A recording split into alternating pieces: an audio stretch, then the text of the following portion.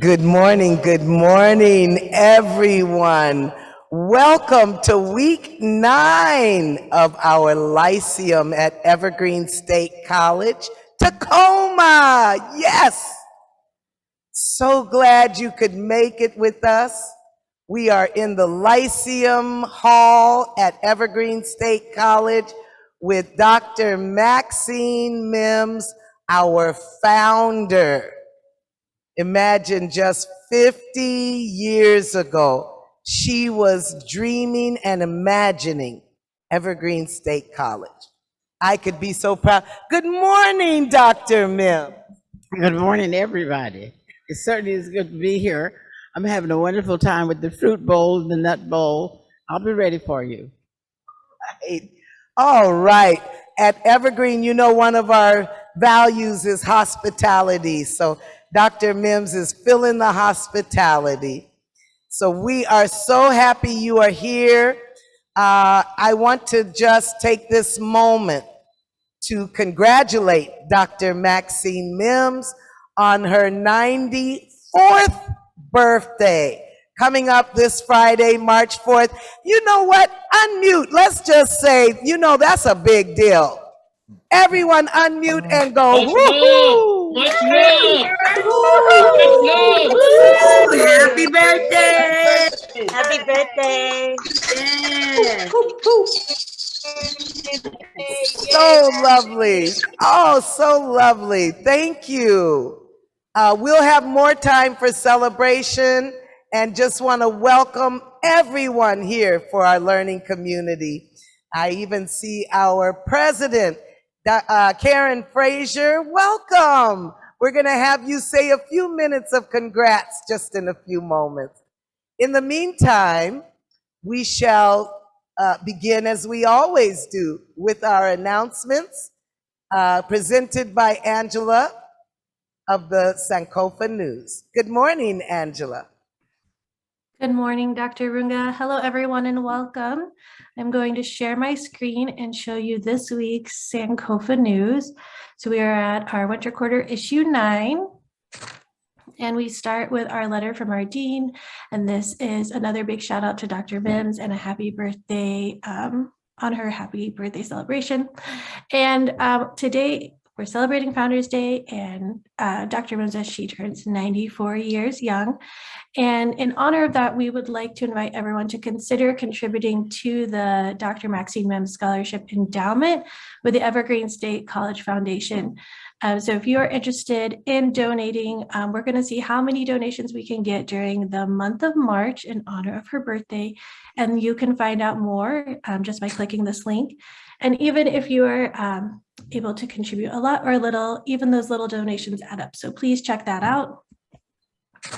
Also coming up on March 11th, we have the Sankofa Sister Circle, and the doors are going to be opening at 11 and the program begins at 12. And this is in honor of Women's History Month, and this is sponsored by the Tacoma SNA. Thank you for putting this on. And if you're interested in attending, this is going to be both in person and in the Lyceum room virtually. So you would need to RSVP to Jamia. She's our SNA event coordinator. Her email address is listed right here. And if you are coming and you need childcare, please let her know when you RSVP. Also, if you're graduating, please remember to apply for graduation by April 1st, and you can do that by clicking on this link. And a reminder that on March 11th, the Evergreen Library and Writing Center is hosting a writer's open mic from 4 to 6. Also, the Writing Center is always here to support you at any stage of the writing process. If you've never made an appointment with the Writing Center, you can find more information about that through clicking these links. And if you're considering taking the Cultivating Voice class, the application is coming up on Friday, March 4th by 3:00 p.m. So if you are interested in becoming a writing tutor, you would need to take this class. Just click on this and this link at the bottom here, and you can find out more. Also, we found out that one of our graduates, Sherry Douglas, passed away.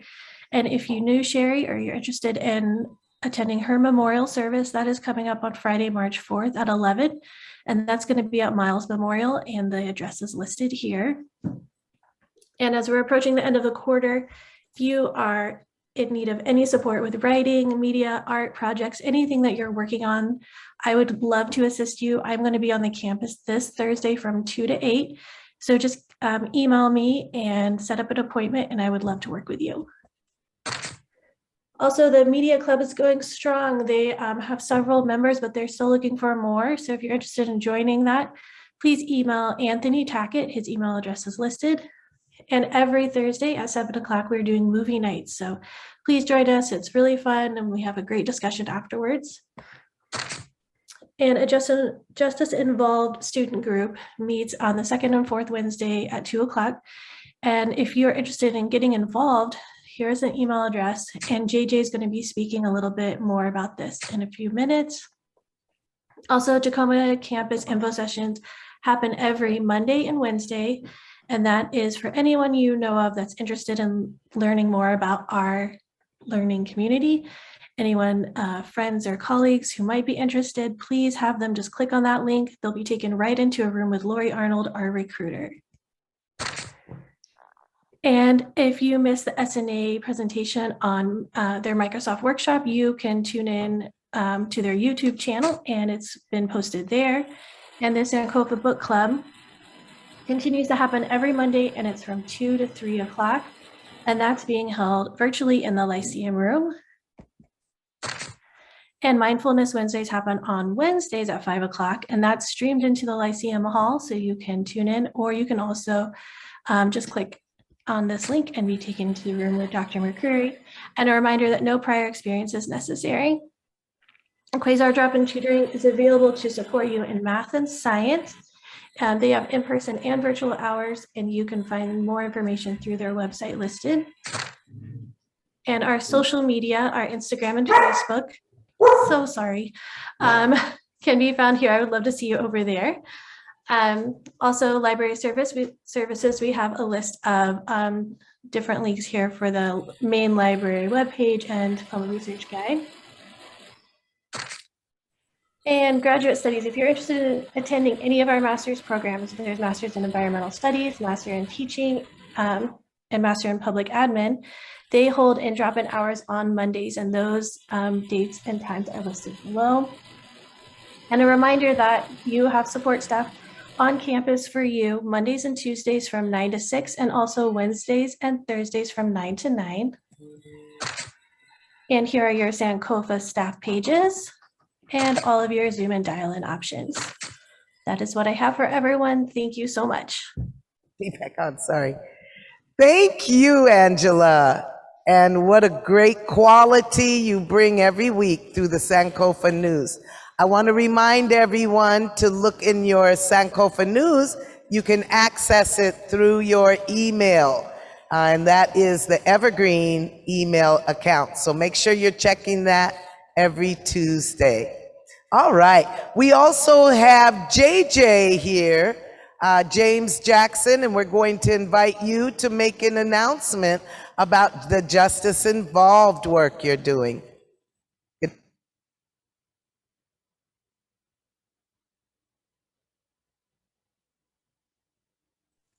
The dreaded mute button. Hello, everyone, and welcome to the day where we honor Dr. Mims and Dr. J. Both of you, when I was a student at Evergreen, touched me personally, and I'm just so glad to see this honor for you all, and I honor you. Trey, did we have the flyers for the WASCOR event and the Justice Involved Student Group event? Thank you. So the Washington Student Council on Reentry is a group of formerly incarcerated or otherwise system impacted students that have formed a statewide network of students and student groups to come together to work around the issues. This is a fairly new group. This is their first big event, and it's coming to our Tacoma campus on March 12th. That is a Saturday. That'll be from 4 to 7. There'll be food, speakers, and so to COVID concerns, we have a limited capacity of 75 students, but also we will be streaming this out virtually. And so you can see at the bottom of the flyer here, there is a registration link and also the Zoom link, which is obviously the Lyceum link that we will be beaming this out. And hopefully we will actually have some of our incarcerated students involved in this too. It just depends on how operations are happening at the prisons on the 12th. Hopefully things will be opened back up a little bit better so that they can participate. So this is really an exciting event. I hope you all can come and join us. I entered my email and phone number in the chat. If for some reason you don't have access to this flyer, I will be more than happy to email that to you. So go ahead and reach out. And then Justice Involved Student Group is a group made up of 3 coordinators who are formerly incarcerated or otherwise system impacted students. They will be meeting on the 2nd and 4th Wednesdays at 2 o'clock of every month. And so here's their flyer. Again, if you want more information on any of these, please reach out to me through my email in the link or my office phone number. Thank you. Let's get on with the festivities and the celebrations and honoring these 2 very wonderful people. Thank you. Thank you. Thank you, JJ. Always a pleasure to have you come to our campus and the exciting work you're doing. Don't forget, March 12th happens here at Evergreen State College, Tacoma. So we want to make sure that if you have any interest, you should come. You don't have to be justice involved. You can come as a supporter as well. So thank you so much. We're so proud of you and the work you're doing to get our justice involved students into education. Now, I know that our president, you have never met at Evergreen State College, Tacoma, the president of Evergreen Board of Trustees. So she covers the entire decision-making and policy setting of Evergreen State College. Karen Frazier, just want you to say hello. So glad you're in the house. Well, thank you. It's a delight, a pleasure, and an honor to be here today representing the Board of Trustees of the Evergreen State College. And I'm delighted to see that Trustee Monica Alexander is with us, and I'd like to ask her to bring greetings as soon as I conclude mine. And I'll introduce her a little bit as I move away from saying hello from me and move into her saying hello. First of all, Dr. Mims, happy 94th. We are so pleased you are still going strong and able to continue to provide leadership and inspiration to the Evergreen State College, Tacoma, and the college as a whole. You are wonderful and are leaving a lasting impression and improvement opportunities for everybody in our communities, in our state, our nation, and our world. So thank you for being the inspirational and achieving person that you are. When you provide, your leadership has helped others to have opportunity themselves for education, for professional opportunities, to build and achieve dreams that maybe they once thought they couldn't have, which is the most wonderful thing. So we thank you for your dedication, your inspiration, your perseverance, your hard work. And I'd also like to note that I'm actually the chair of the Board of Trustees, and I would like to recognize that the president of the Evergreen State College, John Carmichael, is here today. Welcome, John. And I'd now like to introduce a graduate of the Evergreen State College, Tacoma, Board of Trustees member, Monica Alexander, who is a truly inspirational person on our Board of Trustees. And she is a great example of the achievement that students at Evergreen State College, Tacoma can be. She, believe it or not, she's a retired state patrol officer, and then she became the legislative liaison for the state patrol. And now She is the executive director of the Washington State Criminal Justice Training Commission. So she is a major state leader in the discussions, policy discussions going on the future of criminal justice in our state. And she is a fabulous, wonderful person on top of it all. So it's my pleasure to introduce Board of Trustee member Monica Alexander. Well, thank you so much, Karen. I appreciate it. And thank you for having me here today. I'm so excited. And Dr. Mims, happy birthday. Dr. Hardiman, thank you so much for everything you have done for so many people. And, you know, I tell everyone that will listen, and even those that don't, how Evergreen enriched my life.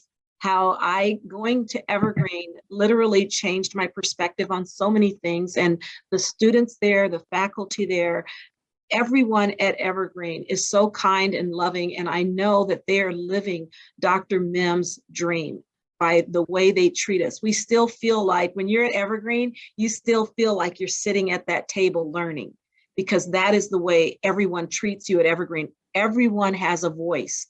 Everyone is heard. And there's not a lot of places you can go where everyone is heard. And so I have taken that with me along on my journey to make sure that I hear everyone's voice. And in this time of change and reckoning, it's so important. So I want to thank you all for what you do at Evergreen, what you have done for me, and what you do for so many other students. And I want to always be a part of Evergreen, and especially Evergreen Tacoma, because Evergreen Tacoma is special. So thank you for giving me a moment. I am honored to be here, and I honor these two women at the beginning of Women's History Month. They are truly history makers, and thank you so much. Thank you, Monica Alexander, our esteemed alumni and Board of Trustee member, Karen Frazier. Thank you so much, the chair, for you to take this moment to come and be with us today. What an honor. And Dr. John Carmichael, our president of Evergreen, is also in the house. We could only be so proud, and we would love for you to say a few words as well. Thank you, Dr. Tatarunga. Welcome, everybody. My name is John Carmichael. I'm using he, him pronouns and serving as Evergreen's president. I'm honored to be here offering birthday greetings to you, Dr. Mims, and celebrating Dr. Hardiman. As we celebrate this day, we're celebrating a long legacy of learning, celebrating a legacy that carried on from Dr. Mims through Dr. Hardiman, Dr. Young, Dr. Smith to Dr. Tatarunga today, a legacy that carries through alumni like Trustee Alexander and through the students who are here today. And we're celebrating that legacy for Tacoma and for all of Evergreen. The Tacoma campus points the way forward for the whole college. It's by rooting ourselves in the communities where we are located, the communities that support us and the communities that we serve, that we can assure a better future for all of us. And we learned that from Dr. Mims, and Dr. Hardiman. So happy birthday, Dr. Mims. Thank you for showing us the way forward.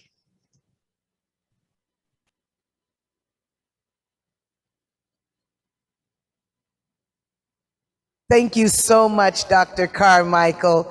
And I just want to thank you for your extraordinary leadership, not only in Olympia, but certainly in Tacoma.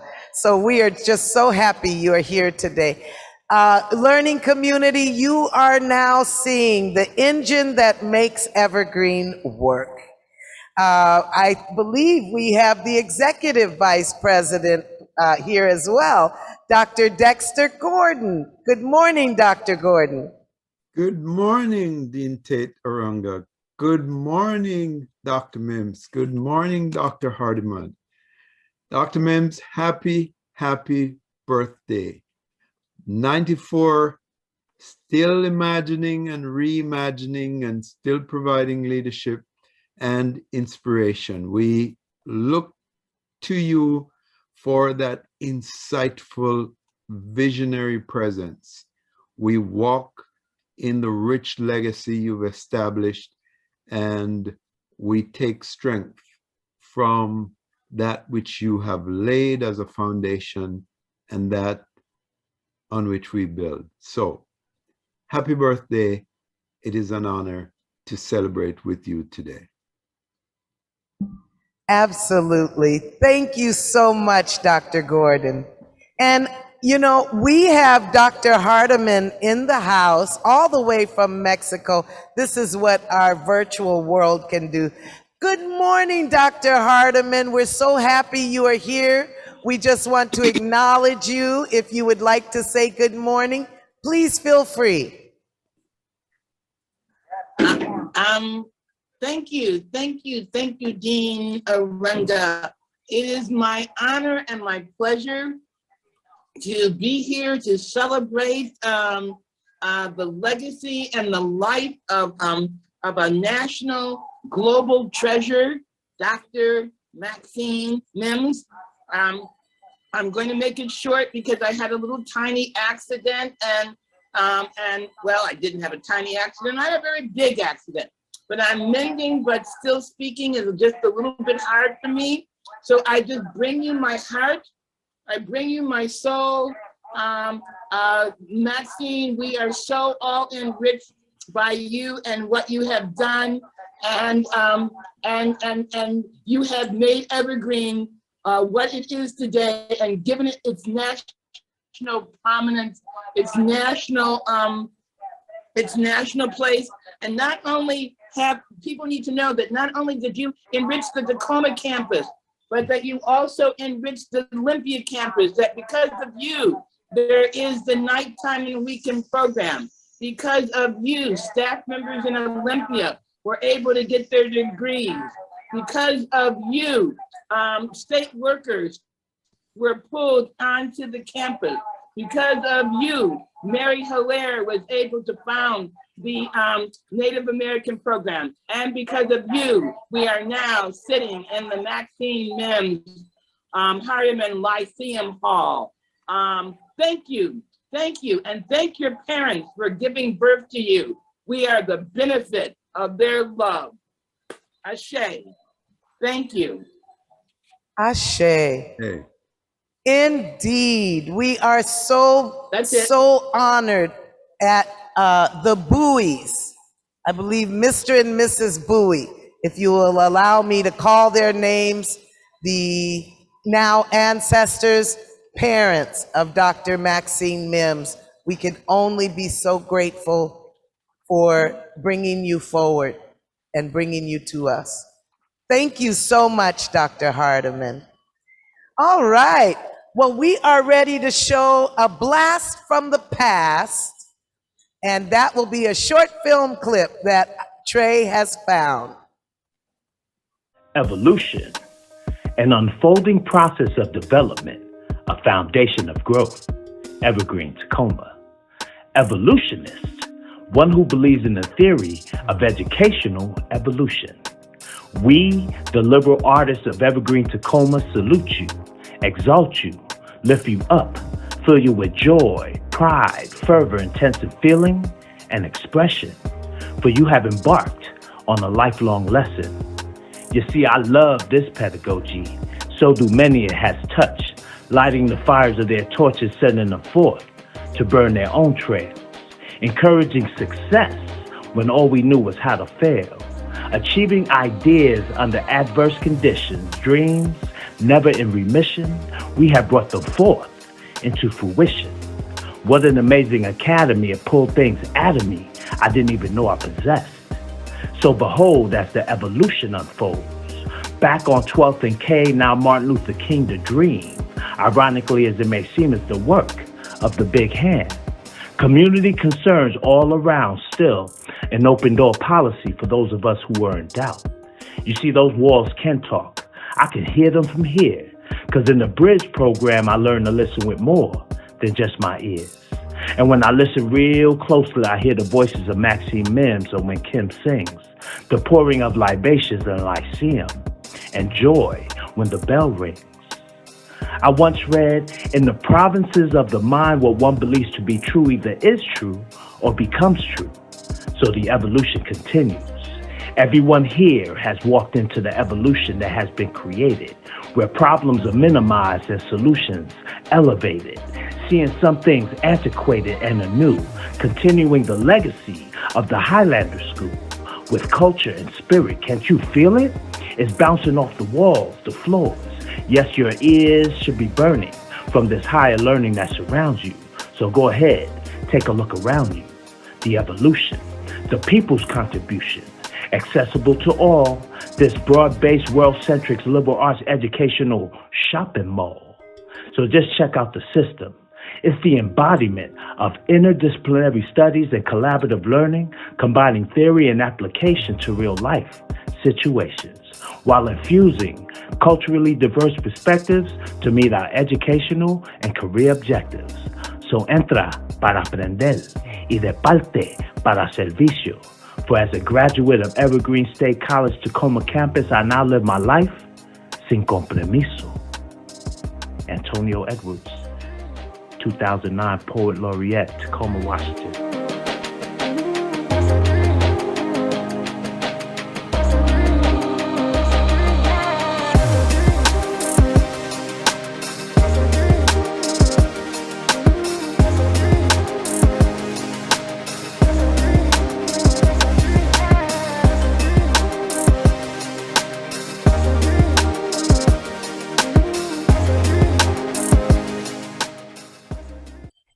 Thank you so much. Trey found that clip out of our archives. So happy to look at that. Blast from the past. At this time, we want to hear from our faculty. They would like to congratulate Dr. Mims and Hardiman on Founders Day. And I'd like to turn this over now to Dr. Paul McCrary, who I see coming into the Lyceum. And I will hand him the mic. Thank you so much.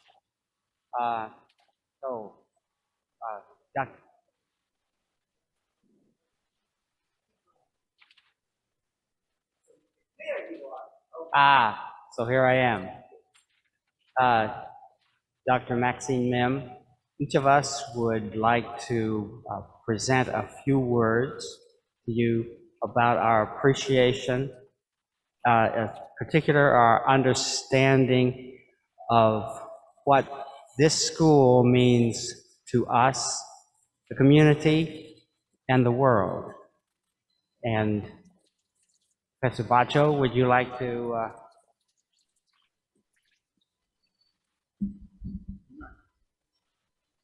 Dr. Mims, thank you very much for this institution. It's a unique, one-of-a-kind institution. Of course, I had to break my self-imposed isolation to come out here today and honor you on Founders Day. Many more years, my dear. Okay, Dr. Smith, are you here? I am present online, remote. Thank you, Dr. McCray. I want to start off by saying happy birthday and thank you and profound respect to Dr. Mims. Also, equally profound respect to Dr. Hardiman. If it were not for Dr. Mims, we would not have this precious institution. And if it were not for Dr. Hardiman, I would not be here and have the privilege of teaching here because she was the executive director when I was hired. Throughout my years teaching here, I've seen this campus provide opportunities for students and alumni to gain valuable knowledge, skills, and abilities that have allowed them to make valuable contributions to the lives of their families, communities, and their chosen professions. And it's through our students, alumni, staff, and faculty that meaningful and positive impacts of the Tacoma Evergreen campus have not only benefited the Hilltop community and Tacoma at large, but also the state, the nation, and the world. As a person who was born and raised in Tacoma, I'm especially grateful to be a part of this institution. It is a unique privilege to be able to come back home and teach and give back. And Dr. Mims, Dr. Hardiman, thank you both so much for this opportunity.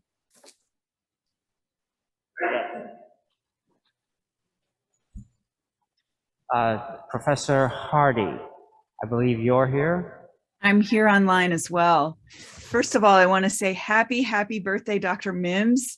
I celebrate you and I've written these words for to say today. What I imagine about founding a justice and liberation-minded institution is that it takes courage, brilliance, determination, and love. Without Dr. Mims and Dr. Hardiman, we would not have a school that is committed to student success and empowerment, a school that is committed to interrupting structural oppression, structural white supremacy, sexism, ableism, homophobia, and so much more. A school whose beating heart is about students and about service to community.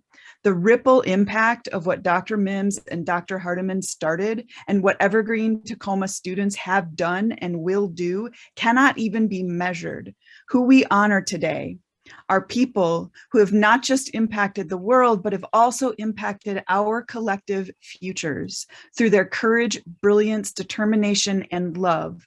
Dr. Mims and Dr. Hardiman led and continue to lead us towards a future of true justice and true liberation.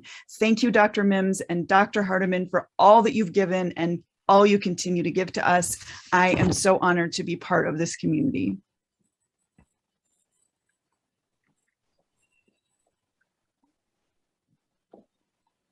So I personally want to address you and note that Evergreen Tacoma provides opportunities for faculty members to interact with bright, motivated, strong, caring, capable students, and we get to know that we play a facilitating role in helping those students develop into strong, bright, motivated, caring, and capable individuals.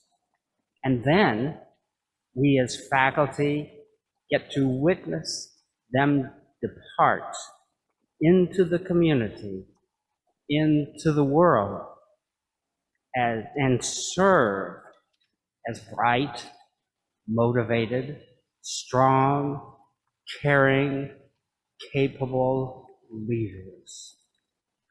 And for these opportunities, the faculty hold a debt of gratitude and honor the school's founder, Dr. Maxine Mims.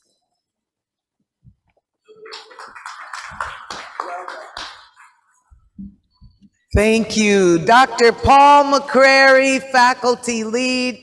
Thank you, faculty, for that wonderful congratulations to Dr. Mims. So lovely. Thank you. At this time, we have a beautiful presentation. We are all looking at the stage at the Evergreen State College, where your own Akuye Karen Vargas has brought some amazing art, and she's going to share with you for a moment what that looks like. And we will let this be the student contribution to Dr. Mims' celebration today. So, Miss Akuye. Good morning, family. How are you? Good morning. Dr. Mims, I just want to say thank you. I want to say happy birthday. I want to say happy Founders Day, and also to Dr. Hardiman as well. But I want to be able to say to you personally, this was birthed in your living room when I came with the students to your home and was beginning to share about the importance of our identity and to find out who we were. And because we were a stolen people brought to a stolen land, that we had to repair and we had to recover and we had to restore that which was taken from us. Even our culture, our traditions, the way we were as a people. And so we had to begin to search for our identity.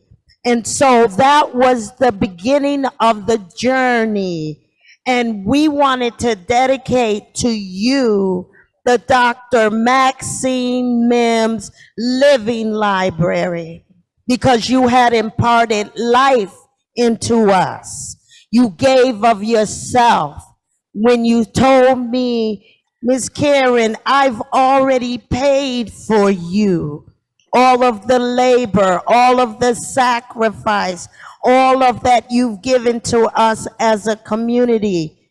And we in Kitsap County have been blessed by you coming to our community and imparting life into us in the basement of the late Bishop Lawrence Ray Robertson, and how you villaged us as an entire community to help us to understand who we were as Black people in this Northwest region, and that we needed to unify and strengthen our children and continue to, I would say, lift them out of where they were.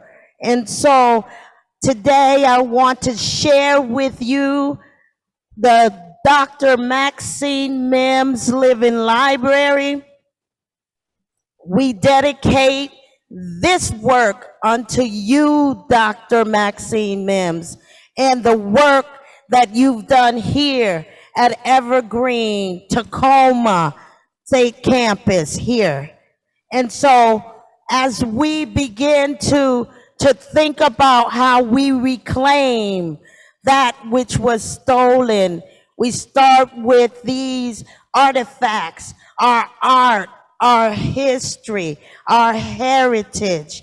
We begin to share from the different areas of where we were taken from the Ivory Coast, from Ghana, from the regions, and begin to share all of these things. We want to use this work to begin to repair, as well as study, to understand all of our entire history. And so this work we want to continue to cultivate, to inspire, to educate our young people, our communities, and with the traditions as well as the customs. When you talk about ancestral healing starts with us. We have to begin to heal from within and understand who we are and search for those things that have been lost. So with this work here, Dr. Mims, which you have laid a solid foundation, we want to continue to build upon it. We want to continue to share it. We want to continue to grow and nurture and heal our communities. And so with this work that you've begun here, Dr. Maxine Mims, we want to be able to transform our communities, heal our communities, inspire our young people to understand their own identity and from where they come from. And so, again, Dr. Mims, we thank you for all of your labor of love and all that you've given unto us. Ashe, ashe, ashe. And in our tradition, we have always wanted to honor all of our elders and our traditions. And of course, this is one. And so today, we make it rain upon you, Dr. Maxine Mims. Okay, this is real tradition. We're making it rain, Dr. Mims, is being showered with dollars, everybody, by Akuye and community are coming. It Yeah. is beautiful. Yeah. Oh, lovely. Yeah. Gotta get this. They Shower are her. showering her Yeah. with Shower money. her. The abundance that Yeah. she has brought to us is now being returned. Amen. Yeah. Yes. All over her hat, That's right. over her clothes, That's everywhere. right. She's just rich today. This is a tradition we find in Ethiopia, in Ghana, in many African countries, and indigenous practice where she is just showered with this abundance. Make it rain, make it rain. Thank you. Thank you so much. All right, Sandy. Good to see you. Oh, beautiful, beautiful. Thank you so much. Trey, I think we're ready. Dr. Massey. Okay, her comment was, she leaned over and said, I watch this all the time on television. So now this is her chance to be, it was rained on her. Look at her. Total cash money, and one of them is $100. I saw it. Okay. All right, I think we're ready for another film short. And this is, again, going back, we're visiting our history. The person who just walked past, shout out to Tara Baker, our SNA coordinator. She just walked into the building. So we're about to just really just surround Dr. Mims. Not Dr. Hardiman, she's in Mexico. Okay, let's go to that film.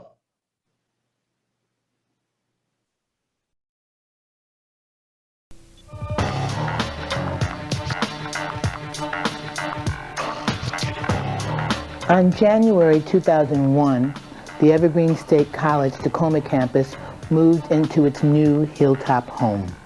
To celebrate this move, it was decided to make the building a teaching tool. We at Evergreen here at Tacoma are very much a community-based educational experience, committed not only to the values of education, but committed to the community and opening the doors of education to people in the community. With this in mind, we decided to create a public art project to move art out of the museum and onto the streets that would serve to re-image the hilltop community for the students, for the residents of that community, and the outside world.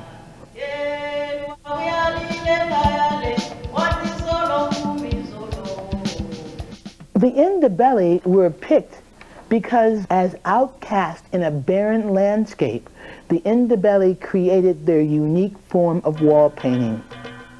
This art, people often think of it as a reaction to apartheid, but actually it predates it by quite a lot. After all the sort of challenges that they had to go through, and they were really one of the most dispersed people, and from the Boer point of view, one of the most despised people. The Boers were terrified of them, because when they were colonizing what was then the Transvaal, the Ndebele were their biggest challenge.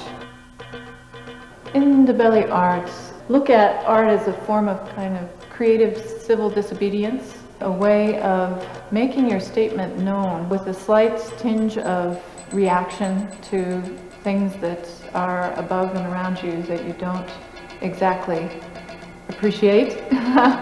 And it reminds me, in this country, things like the quilts of the Underground Railroad were put out to announce subtly the patterns of the railroad that others couldn't see. And with Ndebele painting, there was not a notion of what it really stood for, but as we're looking back, the aura of it being an act of creative reaction to something has become better known. This art was a reaction to white colonization, yes, very much so. The Indabelli offer a great chapter in how to be creatively civil and disobedient at the same time. Like the Indabelli people, the people of the Hill have experienced oppression. Yet, like the Indabelli, they have persistently asserted and affirmed their cultural identities and aspirations. It's a community bound together by its working class status rather than divided by its racial divisions. Once I started researching the Indabelli people, that's what I saw with the parallel being between the people and our project. And the more I learned about that, and the more I learned about the people, and that the painting is actually a proclamation of identity, and that it can be read symbolically. It's not just a bunch of pretty shapes and colors on a wall, but that it's readable and identifiable and symbolic, that it had to be. It had to be. The goal was that the Indabelli people would now come to Tacoma to assist the Hilltop community and the Evergreen State College Tacoma campus in expressing their identity and multi-dimensionality. The artists resided in the Hilltop community for a month, demonstrating their techniques, sharing their cultures, and working collaboratively with students, staff, faculty, youth, and community members to design and execute an incredible piece of public art. It's an honor, actually it's an opportunity, we've been dreaming, waiting for this time, for this moment. So everything is fine, we're feeling good, a good welcome. I think it's a nice place. We'll see more. Art knows no barriers, you see. So as this kind of pattern of painting being the domain of women, I want to break that barrier to say it is everybody's world. I'm here because of my mom. She taught me. I'm proud of her. A young girl at my age doing the old woman's work, At home, you see the young girls, they'll say, oh, we go and party and all the stuff, but I will just sit down and do this work because I love it and I enjoy it so much. We're thinking about the curriculum that's going to go on the website. The and what name of the course that we taught that accompanied the painting of the entryway and the exitway of the campus was The Colors of Community, K-12 curriculum design. And in the course, the students were allowed to accumulate credits by working in 6 or 7 different areas. One was community research, in which they had to go out into the Hilltop community, and they had to pick a group, a social group, a political group, an ethnic group, a religious group, study that group, interview someone that was an elder in that group and somebody that was a youth in that group, and collectively come up with a symbol that basically described that group or that experience that would be recognizable, that we put into the wall. There are images of the phoenix that's rising out of the ashes, which is also the symbol for the Cambodians and represents their triumph over the killing fields. You see the raised fist. The fist is also the torch. The torch stands between the ship that signifies slave ship, but the torch then leads up to the book, which is scholarship. So the building is taking us from the slave ship to the scholarship. Working on this project, it just makes me really appreciate all the different kinds of people who live here and the history of Tacoma, especially learning about through the Indabelli and there being parallels between the resiliency of people and how people may be working class or poor or whatever, but there's still this spirit that comes through. It's given me that, and I feel proud. The interaction between the students and the artists were incredible. I mean, anything from going on search for cow dung, because it's tradition after they finish doing a painting to acknowledge the source of their painting. It was like everyone's running around trying to find cow dung in Tacoma. We're painting with the Indabelli women, and the reason why I like painting with them is because I'm learning patience. I made some mistakes and she had to go over them. The architects with the building, who every time we said Indabelli, would think we meant in the belly, right? And then we kept saying, no, we want in the belly art. And they kept thinking we wanted this kind of like stomach art. It occurs to me that 20 years from now, I can drive down 6th Avenue and point to this building and tell people that I've I made that. And I not only did that, I helped other people learn how to do that too. To do the art here is one thing, and the second thing is to develop curriculum to do art and projects like that. Community projects involving parents, involving teachers, and the children of the community. It's just ideal for me to learn all of these. I'm from the Oglala Sioux tribe. I met with the Ndebele tribe and talked with Steve. And we talked about art, and their art, some of their designs are just like our designs. They paint their buildings, so we paint our teepees. After talking for a long while, we discovered that we have a lot more in common than what we really knew. I did the study on Dr. Martin Luther King, on civil rights, and my symbol there of the two hands together for people to get along. He believed in peace and nonviolence. And so I really enjoy this project. It's so exciting. And with the help of the people from South Africa, it's just great to have them here. I was up here just about every day this summer because I wanted to watch it go from this little tiny thought into actual development and the way it was developed. In 1903, if you take a block on the hilltop, you had Norwegians and Polish people and Italians and African Americans and Jewish people all living together on the same block in 1903. In 1876, a group of African American men and women and a few European American men bought a huge tract of land on the hill 1 block away from where the campus is because they were going to speculate in terms of the railroad coming. And they called it Nigger Tract. You know, and it's written right there on the plaques. And it's not because of who lived there, Right. but rather because of who owned it. Yes, Right. yes. That's Which a is very really good point. different. Right, a real difference. Awesome. Just going down a walk of memory lane. You know, some of you have seen the building and you've seen the paintings on the building. You may not have known the history. You may not have known that every single symbol on that building represents the hilltop, and that it was an intellectual student exercise that took several months in collaboration with the Seattle Art Museum and many people in the community. So that Ndebele painting on the building is so important, a part of our history. All right, I think we are ready now to hear from, who do we hear from now? We have our final film that we are going to show, and then we will get to a question and answers, and you can hear the voice of Dr. Maxine Mims. Now, Willie, mommy loves you. Now, son, grow up. Remember, you're braver than you believe. You're stronger than you seem. You're smarter than you think. Never feel that you're alone. No matter how far or near we are apart, I'm always going to be right here in your heart. Believe in yourself. Remember, you only fail when you stop trying. So never stop trying and you will never fail. Never forget, son, whatever you go through, no matter how hard it may seem, you will always succeed. Remember, you will be a legacy in this world. Mommy loves you.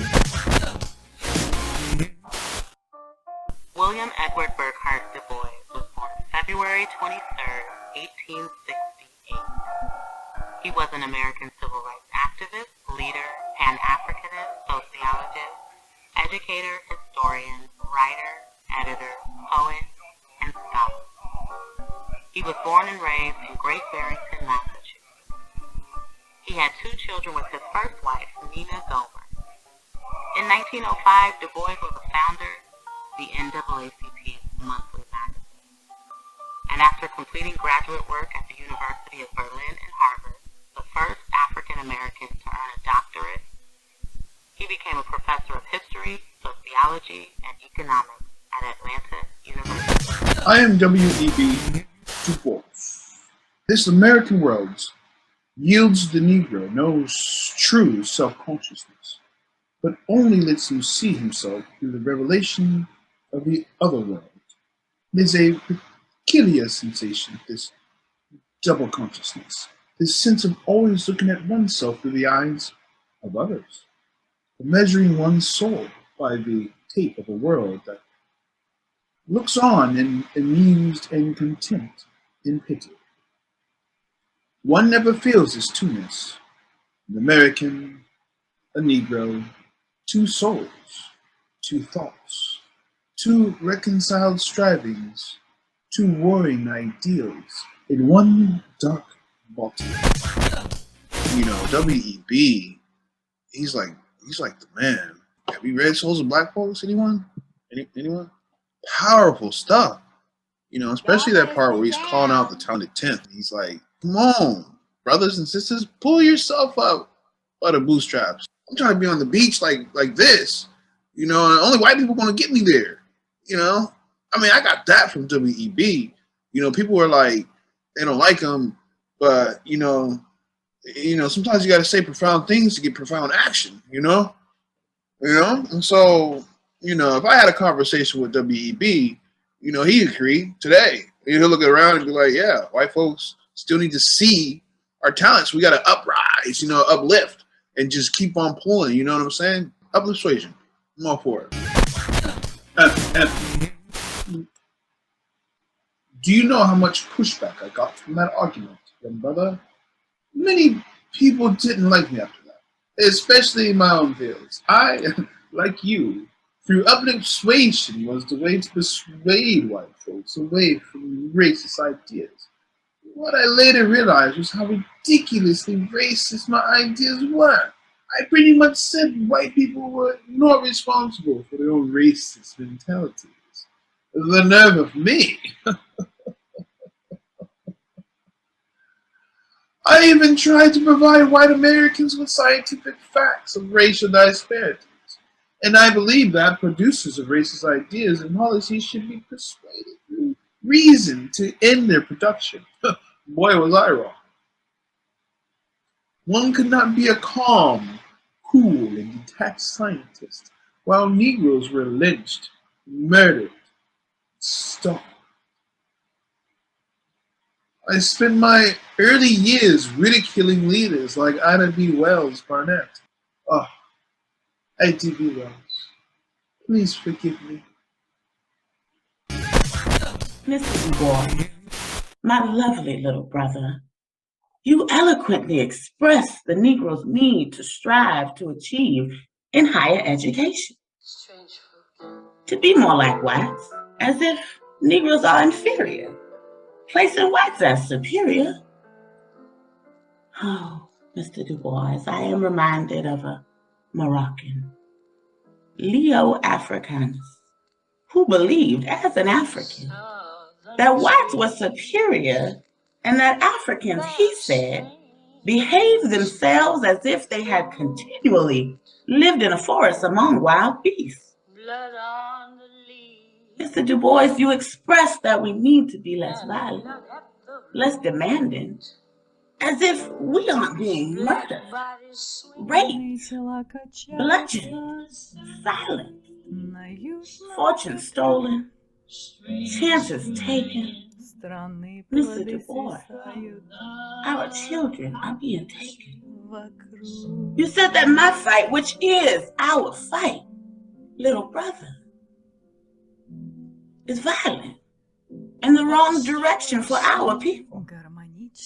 But I say, one had better die fighting against injustice than to die like a dog or a rat in a trap. Because the way to right wrongs is to turn the light of truth upon them, Mr. Du Bois. A Winchester rifle should have a place of honor in every Black home. And it should be used for that protection, which the law refuses to give.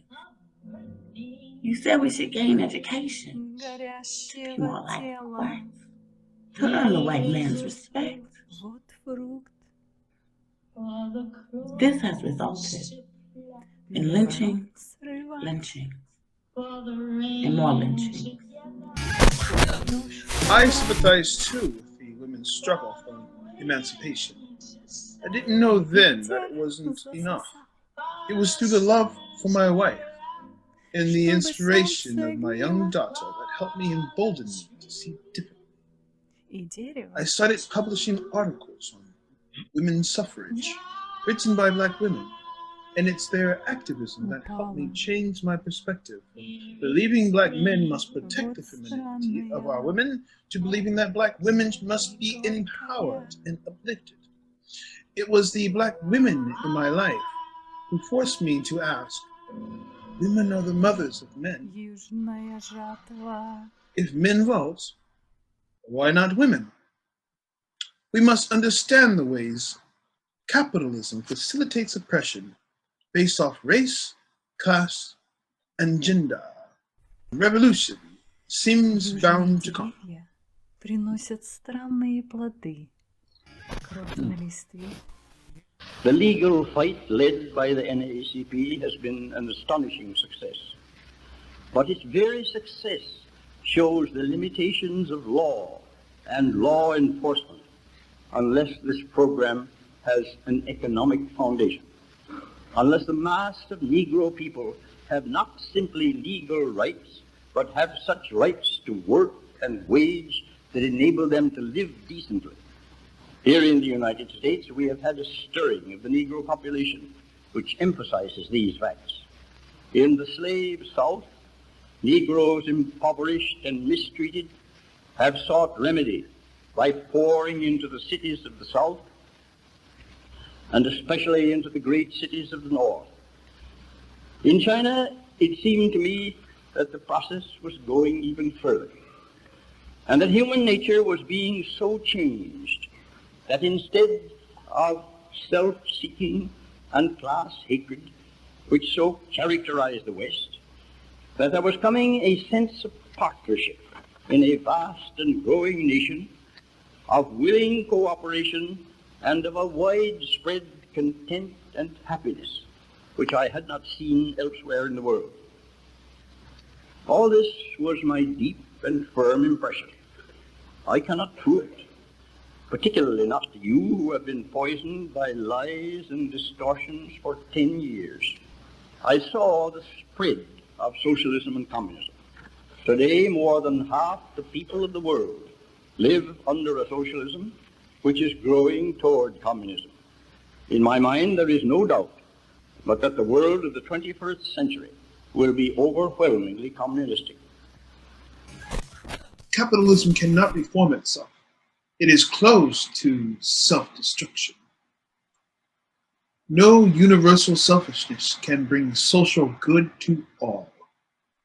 Communism, the effort to give men what they need and to ask of each the best they can contribute.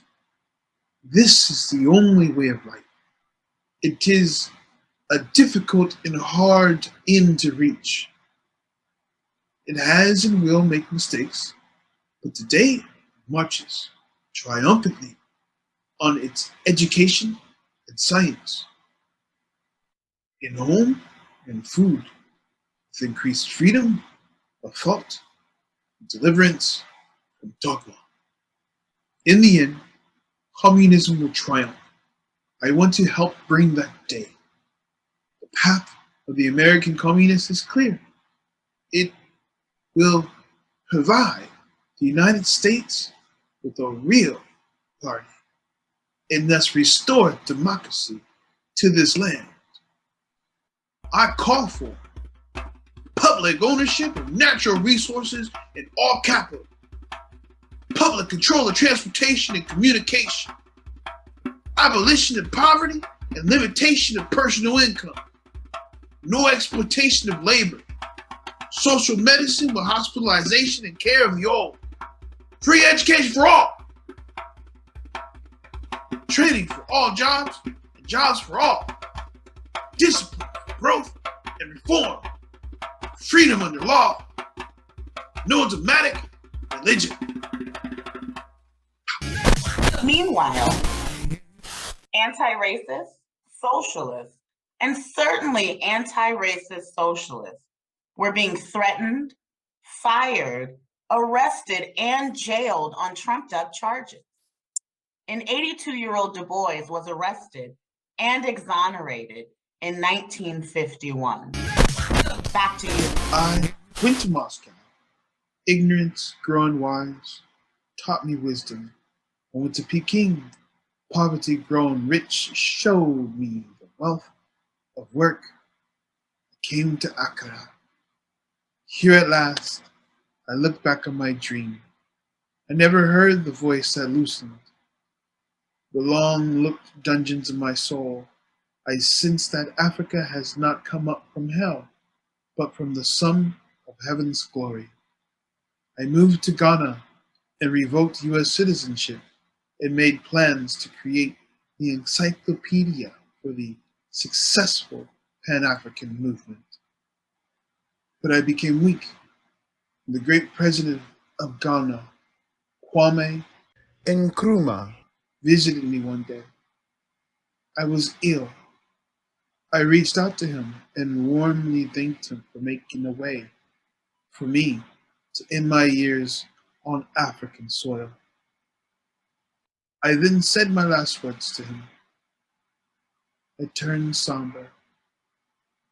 I failed you. My strength gave out before I could carry out my plans. Forgive an old man, I said. He refused. I insisted. My smile broke the somber silence, and he departed in tears.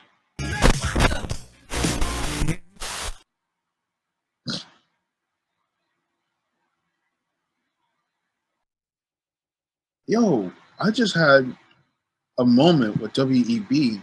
Du Bois. He just opened my eyes to something. The things I said earlier, don't live by that. Don't live trying to impress white people.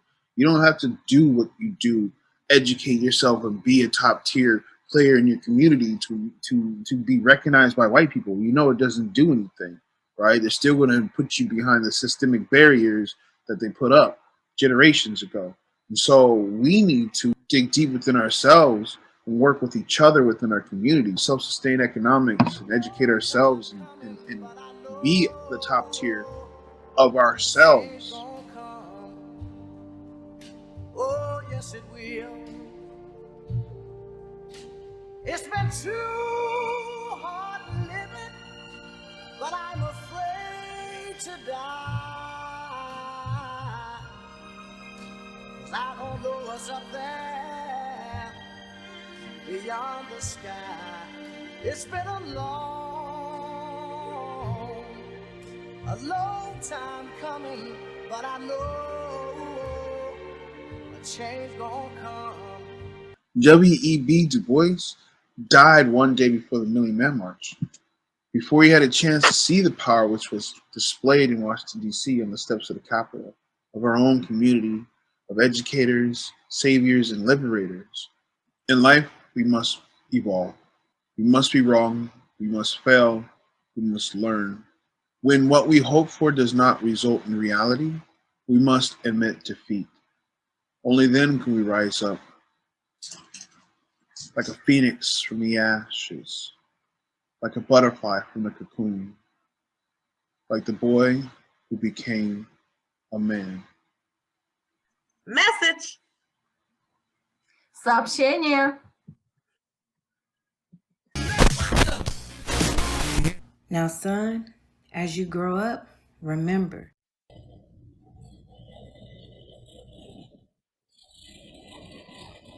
Wow, thank you. I should have set that up better. I wanted you to know, Dr. Mims, the kind of scholarship that is happening right now and the creative thoughts that happen in our classrooms. And that was an example of a class conducted by Dr. Gilda Shepherd.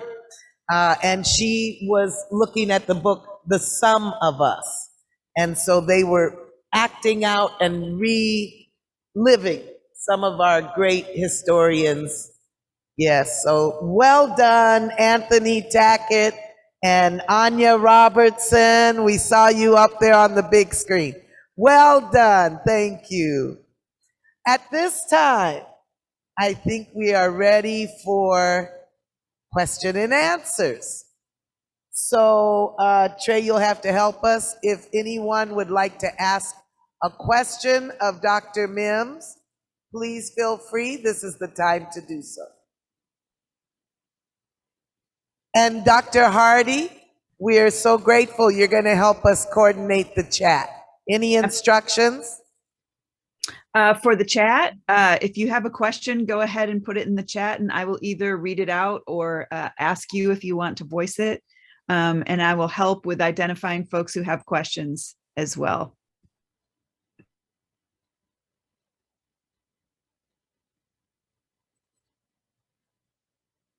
Your grade depends on this.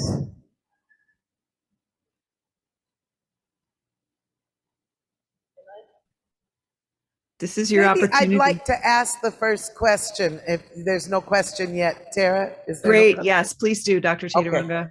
And this goes to the fact that you had the foresight and the confidence, the connections. We know that you were already working for the Nixon administration by the time you came back to Washington State to be a part of Evergreen. My question is, where did you get the confidence? Where did you get the self-esteem? How did you know that you could run or begin a college? Well, I was born into it. I'm a Southern Black woman, having grown up in the state of Virginia, and you know, you can read all about that. So we start very early building. Wherever you claim a space, you turn that into a place of learning. So I was born into this. This is just in me. I don't know anything else to do but this. Thank you. Professor Hardy, do we have any questions? We don't have any questions yet, but I did just want to say this is your opportunity, students, to talk directly with our founder, with the person whose vision made our community possible. So I know it can be a little intimidating to talk in front of a group. If you feel that way, type it into the chat. But I also encourage those of you who are with your hand poised over the button, the unmute yourself button, do it. Jasmine has a hand up. So Jasmine, go ahead with your question. Hi, Dr. Hardiman. This is Jasmine Bridges from, I'm in Baltimore, Maryland right now. So I want to wish you a happy birthday and thank you for your founding of Evergreen State College Tacoma. My personal experience is that my dad is a graduate of Evergreen State College.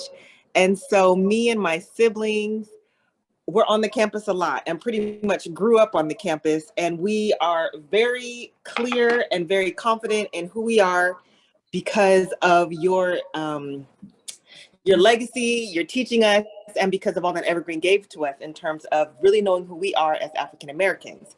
So my question is, in this day in history, what are your words for us as we move forward? You obviously had a vision, not only for Evergreen State College Tacoma, you have a vision for people, you have a vision for Black people. So in terms of words to us and how we should continue to live our lives going forward and continue your legacy, what would you tell us? What do you want us to know? Hi, Jasmine. Is that to me or to Joy? That is to you, Grandma Maxine. Oh, to me? Yes. Oh, I think you all sort of know my vision, and that is you first have to separate your thoughts so your imagination can be clear. You have to separate in order to elevate. You had to come and be in Tacoma, not Olympia, so that you could elevate and become confident You cannot think outside of the box unless you know what's inside the box. And that's what it is. Awesome. Thank you. Thank you. It's good to hear from you. You too. Thank you. Thank you so much, Jasmine. Next in line is Dr. Hardiman. Your hand is up. Go ahead with your question or comment.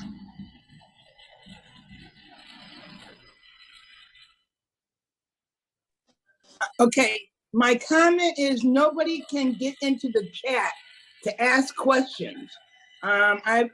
So you may want to check that. My apologies. I was unclear about it, Did but you hear me? Yes, absolutely. Thank you for that instruction.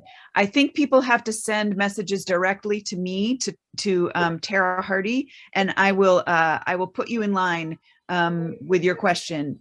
So my apologies that I thought the chat was still working. Yeah. It is working in private message. Yeah, no, it's not working for the general public. Okay, great. Thank you. Thank you, Dr. Hardiman. JJ, your hand is up. First, I would like to say a happy birthday, Dr. Mims. Thank you. And this is so fabulous that we're here to honor you on Founders Day. And I just wanted to share a memory. Yeah. I came to Evergreen on the 2017 disaster that we had, and the president of the school at the time, they took away day of absence and day of presence. And so I and some other students organized, and we decided to create a student-led day of absence, day of presence, and decolonize it. And we ran into, oh my God, we ran into a firestorm during that organization, and some of that tension made the organizers start to kind of get at each other. And you called me up to your home in Shelton. And I was very depressed at that time. I was depressed because we had started infighting and our stuff was falling apart. And I just didn't know what to do. It really took an effect on me. And then you called me up to your home and we had that long conversation and you energized me. You helped me to re-energize, come back to the group of organizers. We all apologized, hugged each other, and we had our small day of absence where we were able to recognize students, staff, faculty who were the most impacted, who chose to come and be recognized that day. And it ended up being a small affair, but a very important affair for those people to move forward. And we were just trying to stop some of the bleeding. But I just want to thank you so much because you personally have impacted me. And so happy birthday. Thank you. Was there, JJ, did you have a question? I didn't have a question. I just wanted to honor you. Oh, all right. Thank you. And share that memory. Thank you. Thank you so much, JJ. The next person in line is Dr. Gordon. After that, Dr. Kamara Taylor, Jewel, and then Lily. So that's our stack of questions. Dr. Gordon, go ahead.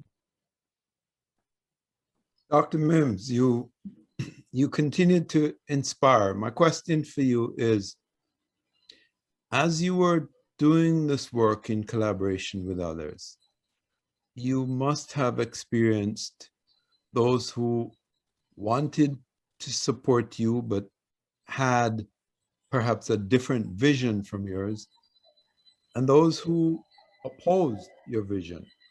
Give us a sense of how you negotiated that situation.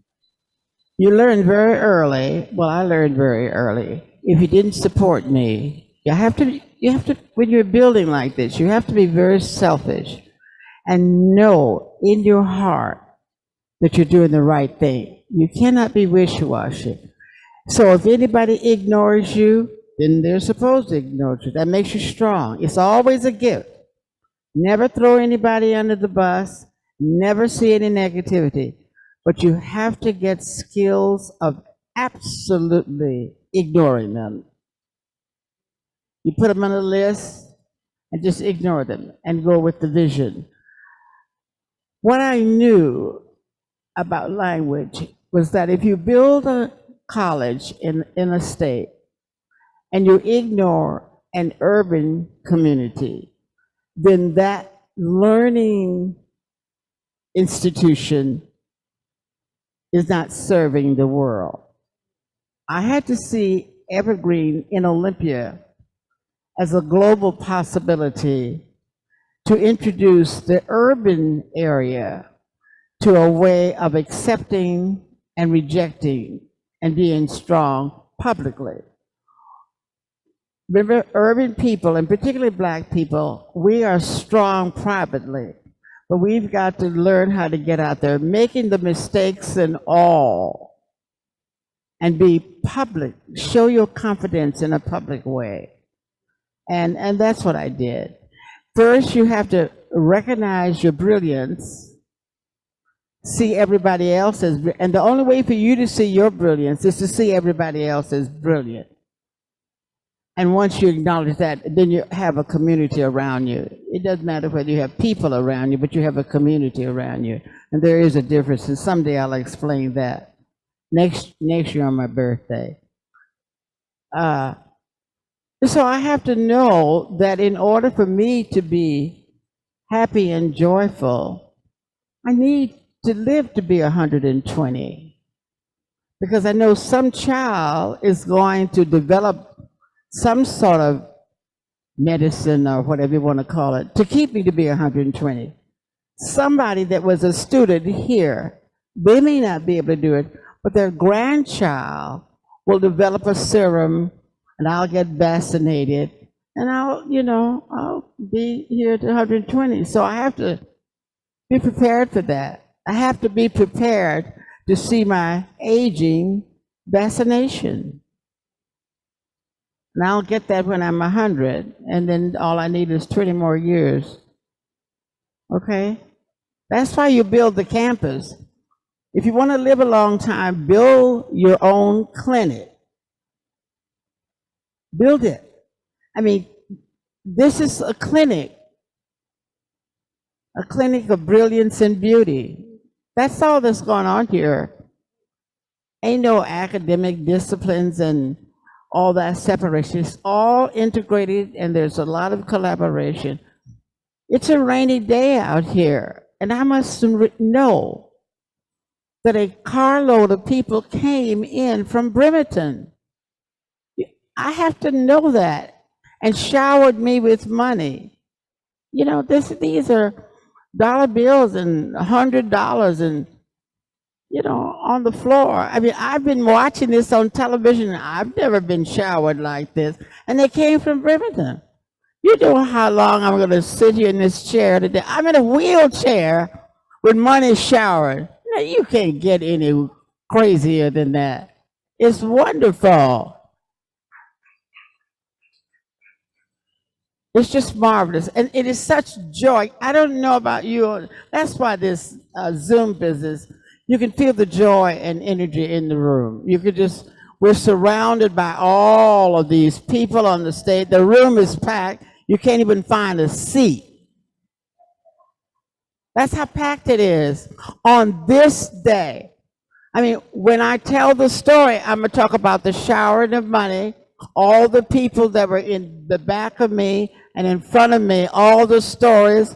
I'm going to tell them that W.B. Du Bois was there, that Ida B. Wells was there. All of that is true. And and they're going to say, how many people were there? You just simply say less than 500. That you don't say, oh, I don't know. Less than 500, and this is just less than 500. You see what I mean? Always elevate the numbers so that you can feel comfortable about the attraction.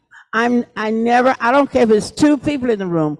I always think 1,000 people were there because we represent the past, the present, and the future. So you're never around a small number. You're always in a big crowd. You can hardly find a seat. Always know that it's packed.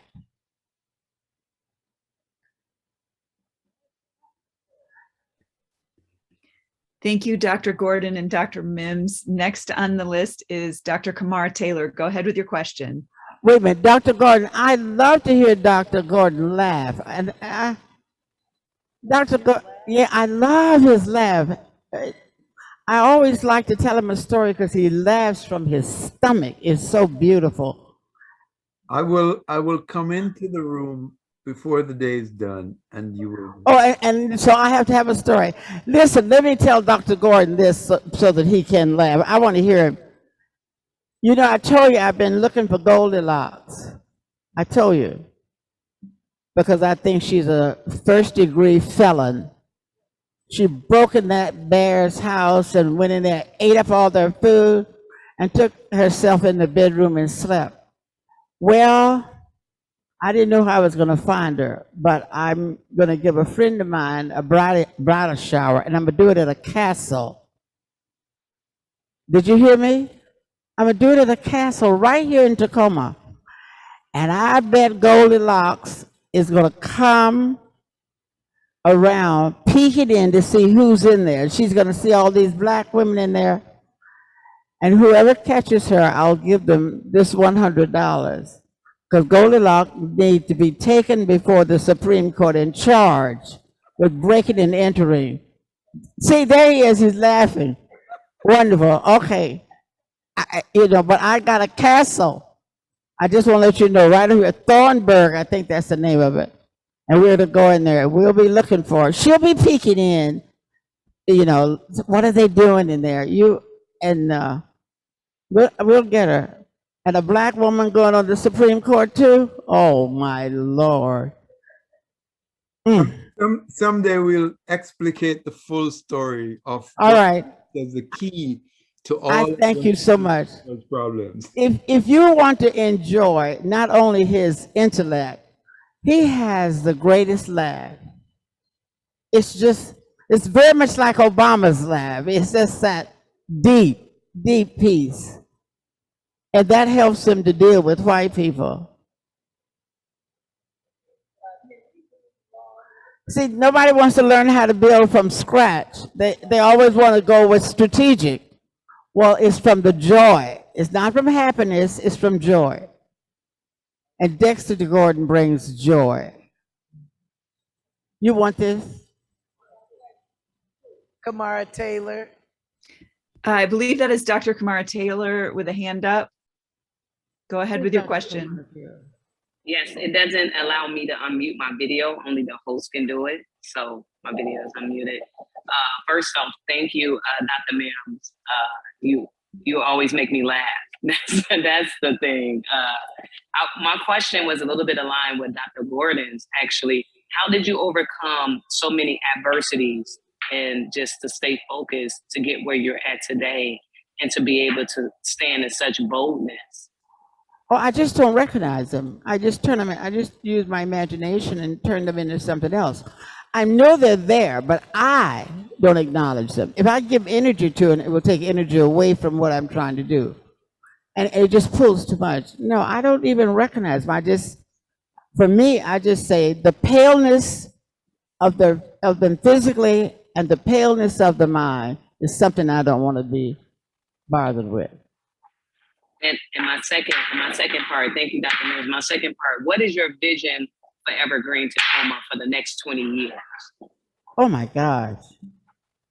The vision for Evergreen for the next 20 years, I'll be 114. For me to have a place to sit and have money thrown at me. That's my vision. Save your money. Be sure to bring it and throw it at me. Make more money. I would do that. Yes, thank you. And by the way, welcome to the faculty. Marsha just told me you're faculty here. Thank you. Yes, thank you. Thank for you for allowing me accepting. the opportunity. Thank you so much. Thank you, Dr. Taylor. I believe we have 2 questions on campus now. Would the folks on campus like to ask the questions?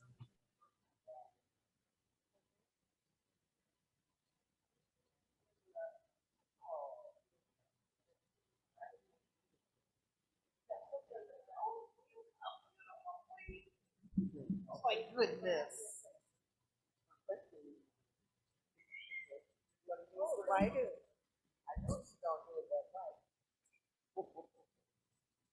Dr. Mims, happy birthday.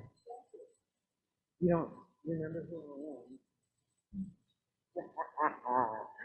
But the sun in the east, here I go, and the moon reflects all the knowledge and wisdom we manifest. If we want to go to heaven, we lay up on your breast. Yeah, yeah, yo, yeah, yeah, yo. You don't need to describe anything to anybody. You, you, done it. You done it. I wrote it back. I love you. Happy birthday.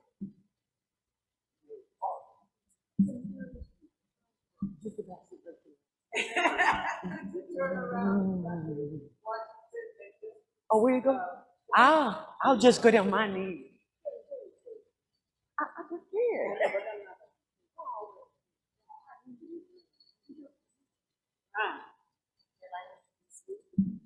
This is Dr. Kim Washington. She was the director of the Bridge program for Tacoma Community College at Evergreen.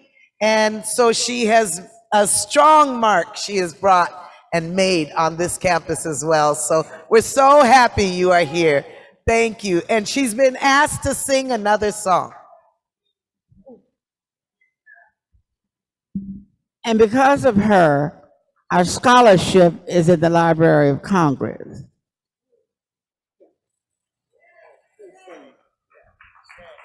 Thank you for recognizing.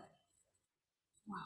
Yes, my PhD is done on Dr. Mims as well as Dr. Hardiman in their 30-year administration here. My dissertation won an award for having live participants who participated in my study. I am so honored to have received this gift. I am so blessed to have known all of you who built me up all of my way. Every step I took was because of you. I love you, Joy.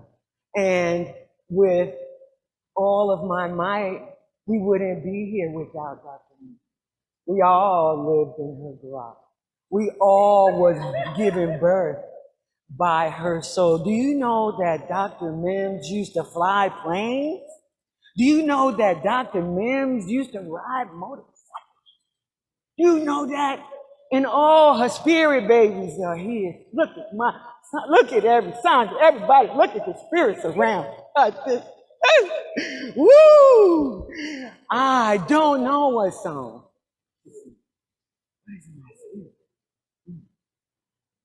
There's no better way to get to where you're going than those roads you've walked alone. There's no better dream than what lives on inside you once you have made it your own.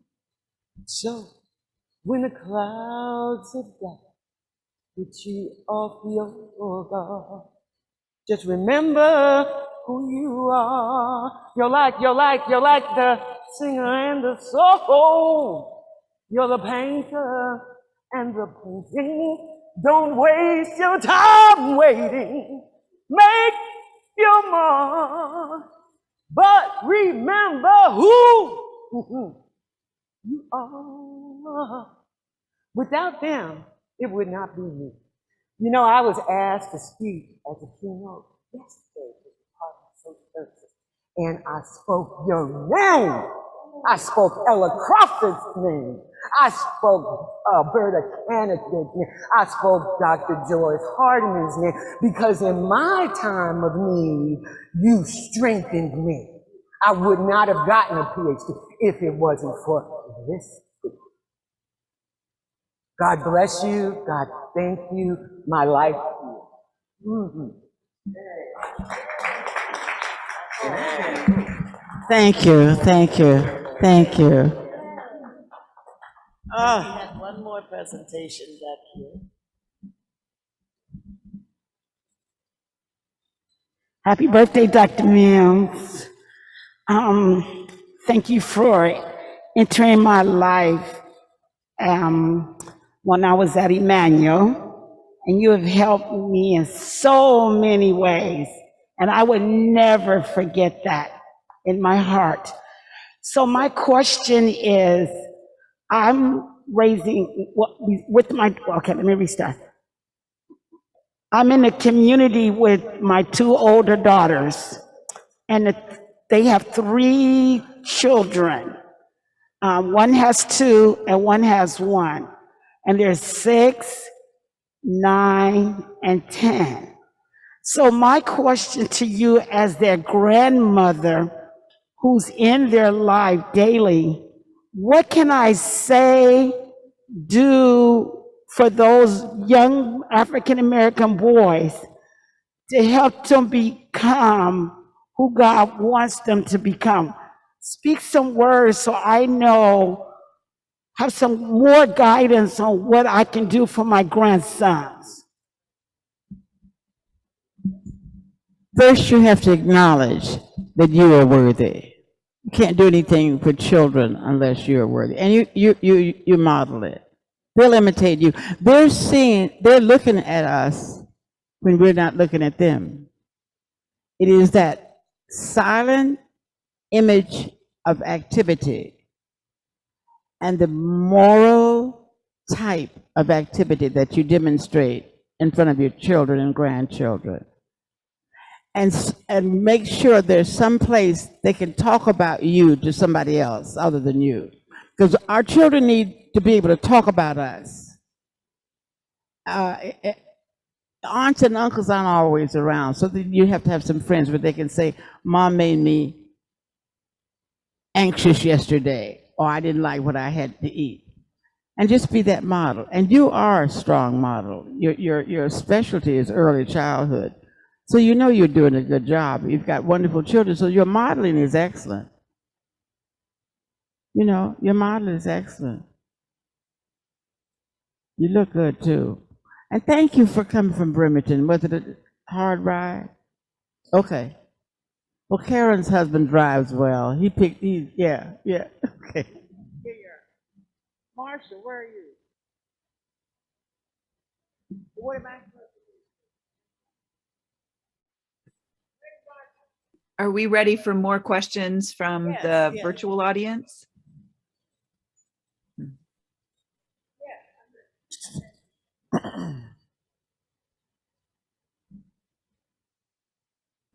That's my cue. Hi, Dr. Mims. I'm Anthony Tackett. You may have known me from such films such as the story of W.E.B. Du Bois, from Stamped from the beginning, Dr. Shepard's class. I've learned so much, of course, you know, being here. Little backstory, I met Dr. Hardiman first. Actually, it might have been Dr. Taylor-Runga at the village gathering. She invited me in, she was holding the drums, told me there's gonna be food. And from there, I met Dr. Hardiman, who was like, I need a presentation done. It was all PowerPoint. She basically walked me through the history of Africa in this, the African diaspora in this presentation. And along that journey, she taught me a lot about me, society, what we can do in the future with these conversations, me teaching her technology. Never once mentioned being the dean of Evergreen State College, Tacoma, but took me in, showed me a way, gave me a whole new meaning and understanding of life. And so, Dr. Tate called me one day and invited me here to Evergreen, where I did not even know that she was the dean, right? You have referred me so many times to legends the Terry sisters. Even when I, yes, made mistakes, you vouched for me. I didn't really know you, but you seem to have known me. Maybe you see the future, my future. And so I enrolled. My mother died 2 months later. The following week, classes started.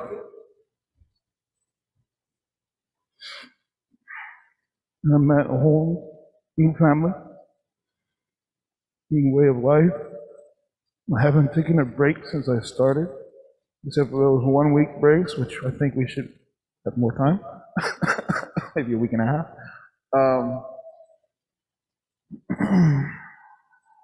I also told them I did not want to learn about being a filmmaker while I was here. I just wanted a general education, something I never got, my parents never got. Somehow I got steered to Dr. Shepard. I found out she's a legend at the same time she found out, because she released her film. I watched her journey. I've heard her lessons on social justice, things I wasn't even aware of when it comes to filmmaking. I wanted to make action films with explosions and no story at all. But how can I do that after spending time with Dr. Shepard? Right? And so I just want to say thank you for this experience. By the way, Dr. Shepard became my mother.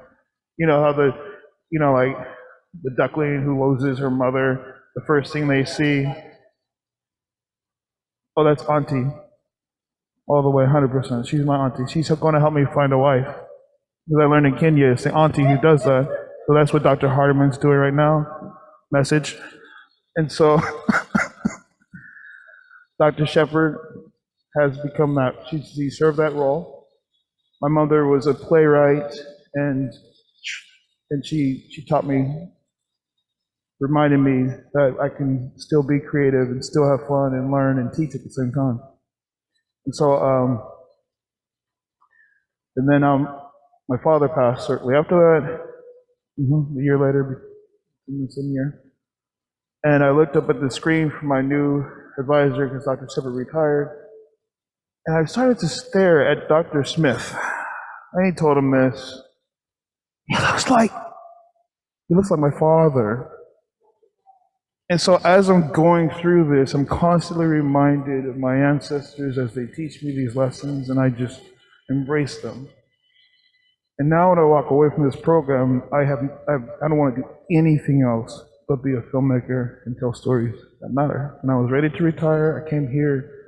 My retirement, I'm walking away better than what I was before, and exactly what I hoped for. This is my last quarter, permitting, and professors permitting. And so I just want to say thank you. My question is, I decided to do the give back first. Can I ask the question? Oh, is he going to take the mic? I asked Anthony to give me the mic because I want you to experience the evolution and growth right in front of your face of a person that felt unworthy, even with the skill that the state needed. But he hasn't been able to see that until he was asked, or until he volunteered to become W.E.B. Du Bois. So he's never gotten to the question. He just did a backstory so we would know today that Anthony is the greatest filmmaker that there is. And he said, what happened in front of your face today, he said, I am the greatest. Pay attention to me. And that's because he just pulled in and accepted the spirit of W.E.B. Du Bois. There's always a spiritual magician in your life that helps you stay bold. Now, Anthony, you better hurry up and ask the question before I fall asleep.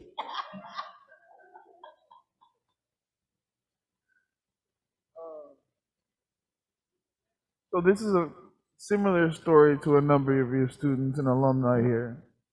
So my question is, where do you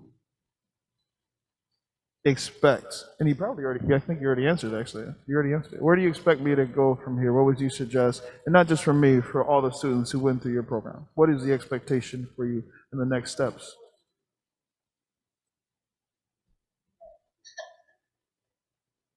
The question is, Where do you, me, as a student, me, Anthony Tackett, to be your husband.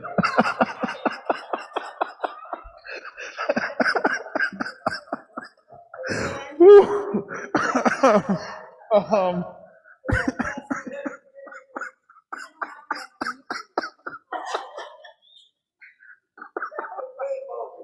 I don't know what to do with this mic. I don't know what to do with this mic. Next question, please. You have to be here to hear her, and since you're not here, you just get to watch us laugh. Cut to Dr. Gordon laughing. She answered my question. Thank you. I am going to be the greatest filmmaker ever. Thank you. Okay. At this time, we are, Professor Hardy, do we have another person? We have a whole stack of people. Oh, excellent. Okay. When should I be moving to give back? I think this is a good time for give back, and it's a greater time to bring in, let's usher in, and then we will start give back. We are, for those of you who do not know, I'll sit down. Okay. So for those of you who do not know, the Institute for African-Centered Thought gifted a bust of Dr. Mims, which is being held here in the building, and we have removed it from the glass case, and we would like to represent it. The artist who did the bust is with us today, Jasmine Brown. And here they come now. Yes, followed by, you also may not know, our own Kyle Flynn. He is the custodian of our building. So when you come to the building, you will see Kyle. So if you haven't seen him yet, he is the person who is ushering in the bus, and it's coming. Here it comes now. No. And I will now present to you Jasmine Brown. Come right forward, Jasmine. And Jasmine is the artist in the Tacoma area, but her work is known nationally. And she is the person who was contracted to create this bust of Dr. Mims. Today, there's a plaque that goes with it. So Jasmine, if you will do the honors before our learning community at Evergreen State College, Tacoma, and unveil the bust of our own Dr. Mims.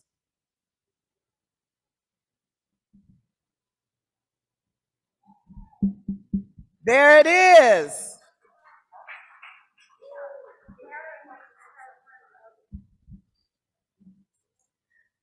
Dr. Mims, it was my honor to be selected to sculpt this bust for you. Happy birthday, you are a treasure, and we wanted to honor you in an appropriate way. Thank you.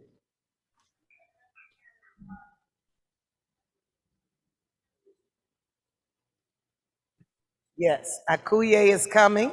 She's right behind you.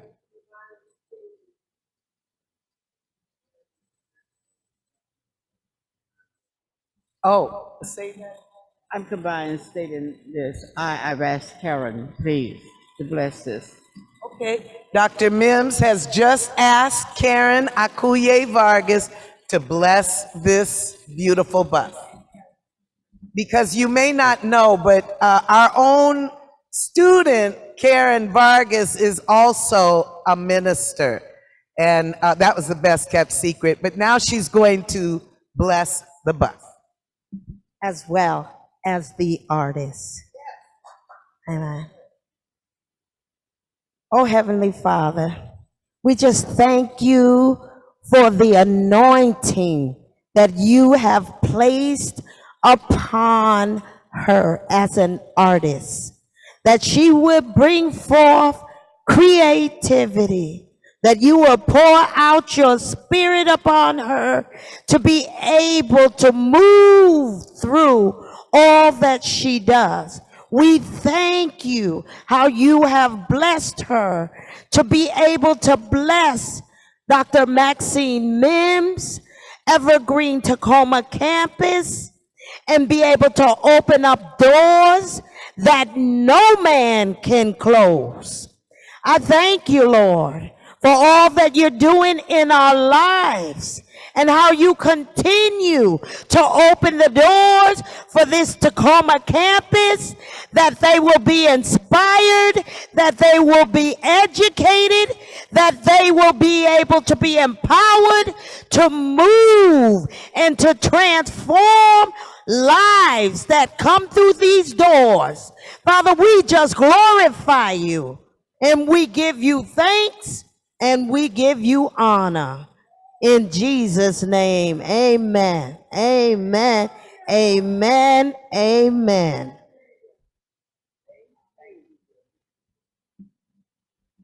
Thank you so much.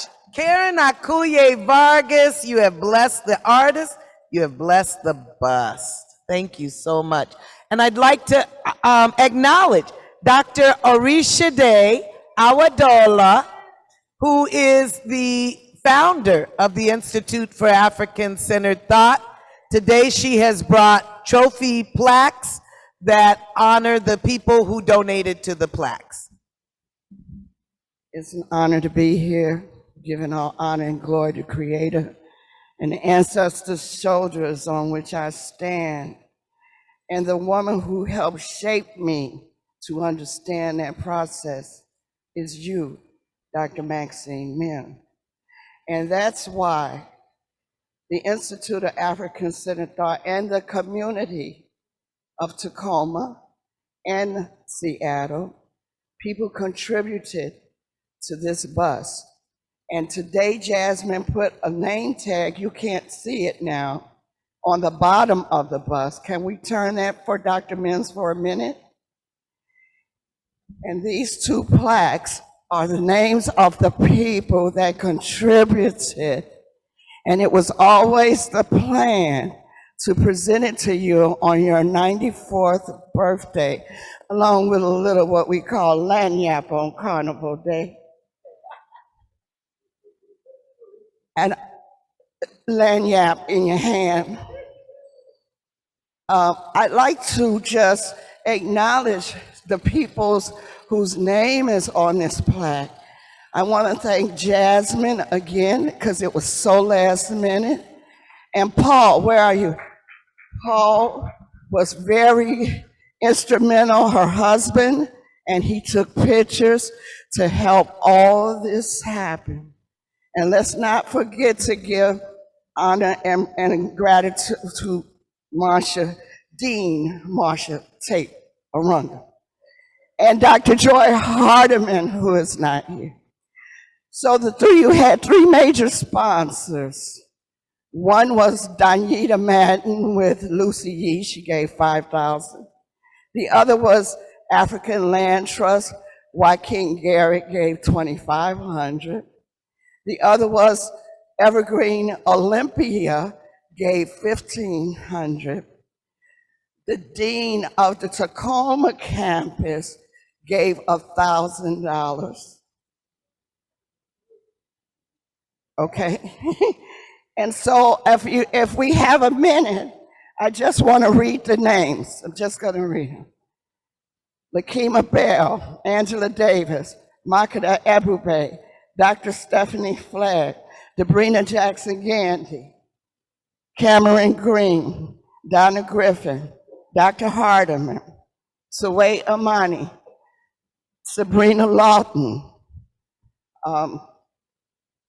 Fatima, we know Fatima, Mateen, Dr. Moore, Dr. Myers, Nefertari, Niles Edge, Komet, Davis Smith, your own Evergreen Davis Smith, Heru, Mona Terry, Patricia Valentine, Reverend Harriet Walden, and I don't have my glasses on, Zambani Marimba, which is Sherry Saretse.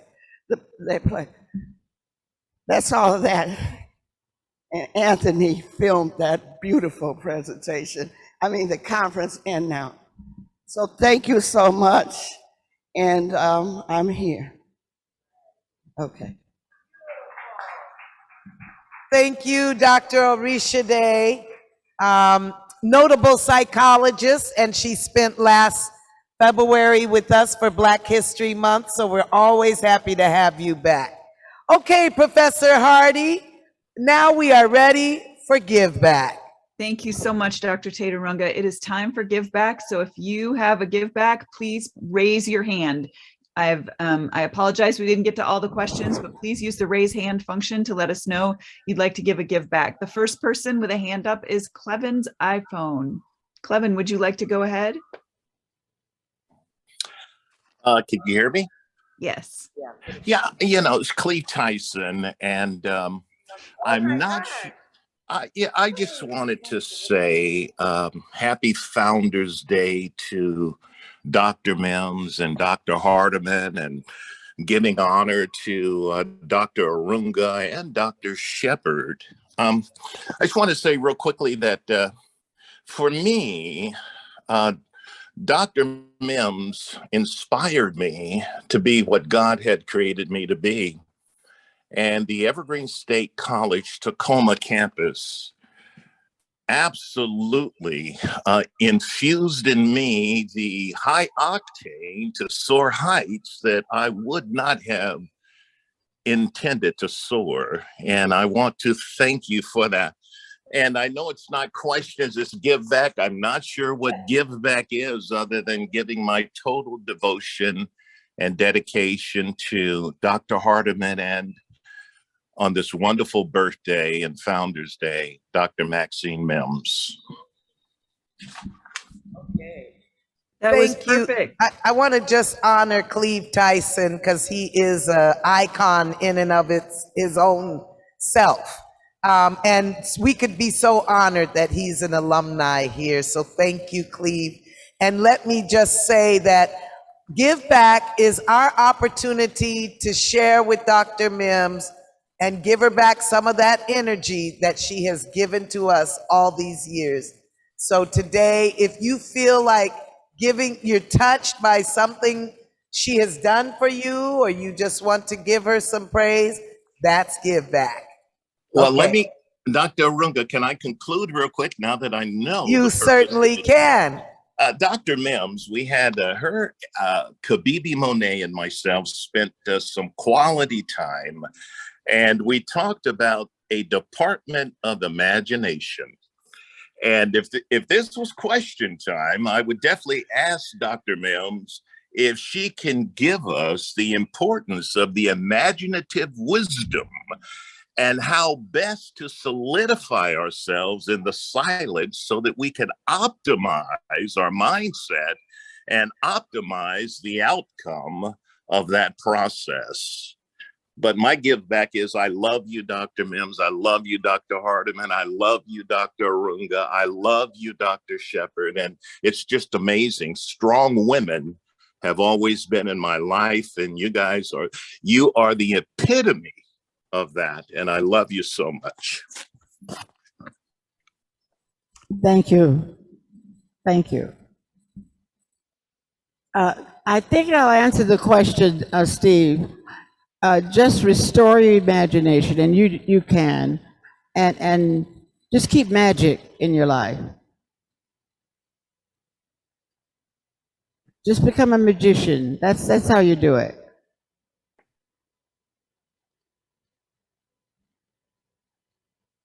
Thank you, Marsha, I Cleve. don't know what else to do. Oh, there she is. Go ahead.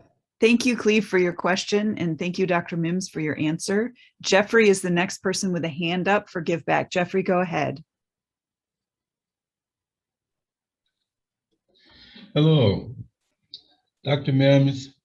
I stand taller today learning of your legacy, not just as an African American man, but a man, period.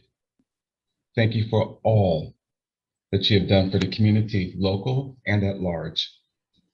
My shoulders are squared, my back is straight, my head is up, and my eyes are straight ahead. You have opened doors that I have walked through, broke ceilings that I have climbed through, as well as others.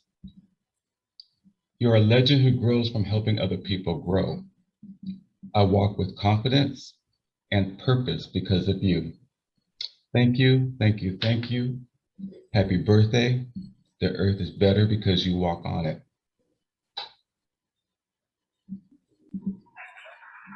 Thank you. Thank you. Thank you. Wow, Jeffrey, thank you so much. The earth is better because you walk on it. Thank you, Jeffrey. Who else has a give back for Dr. Mims, for our founder, today on Founders Day?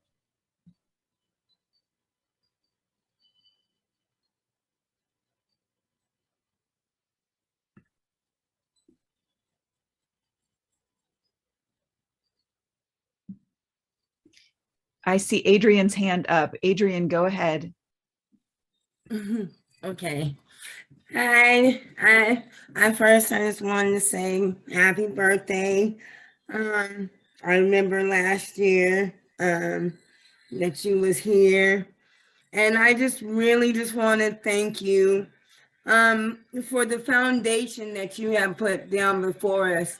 You know, you started off as a little pebble, a little rock, and now we have, you know, a strong foundation where we can grow, learn, experience, and figure ourselves out. I appreciate your mind. I appreciate your heart and your soul, your spirit. I appreciate how you start off and how you continue to tell people and show people that there is something amazing in them, even if they don't see it themselves. I appreciate how you take every different adversity in life and you just let it shine with the brightness of your spirit. I just thank you for choosing the people that you have chose to keep moving forward, to keep teaching the Black community on how to be stronger, on how to provide, on how to lift up another person. I appreciate how the love, the share, the compassion that you have chosen for each and every person to be a part of Evergreen Tacoma. And I just really want to thank you for your vision. I want to thank you for the vision that you have had, the vision that you see going forward.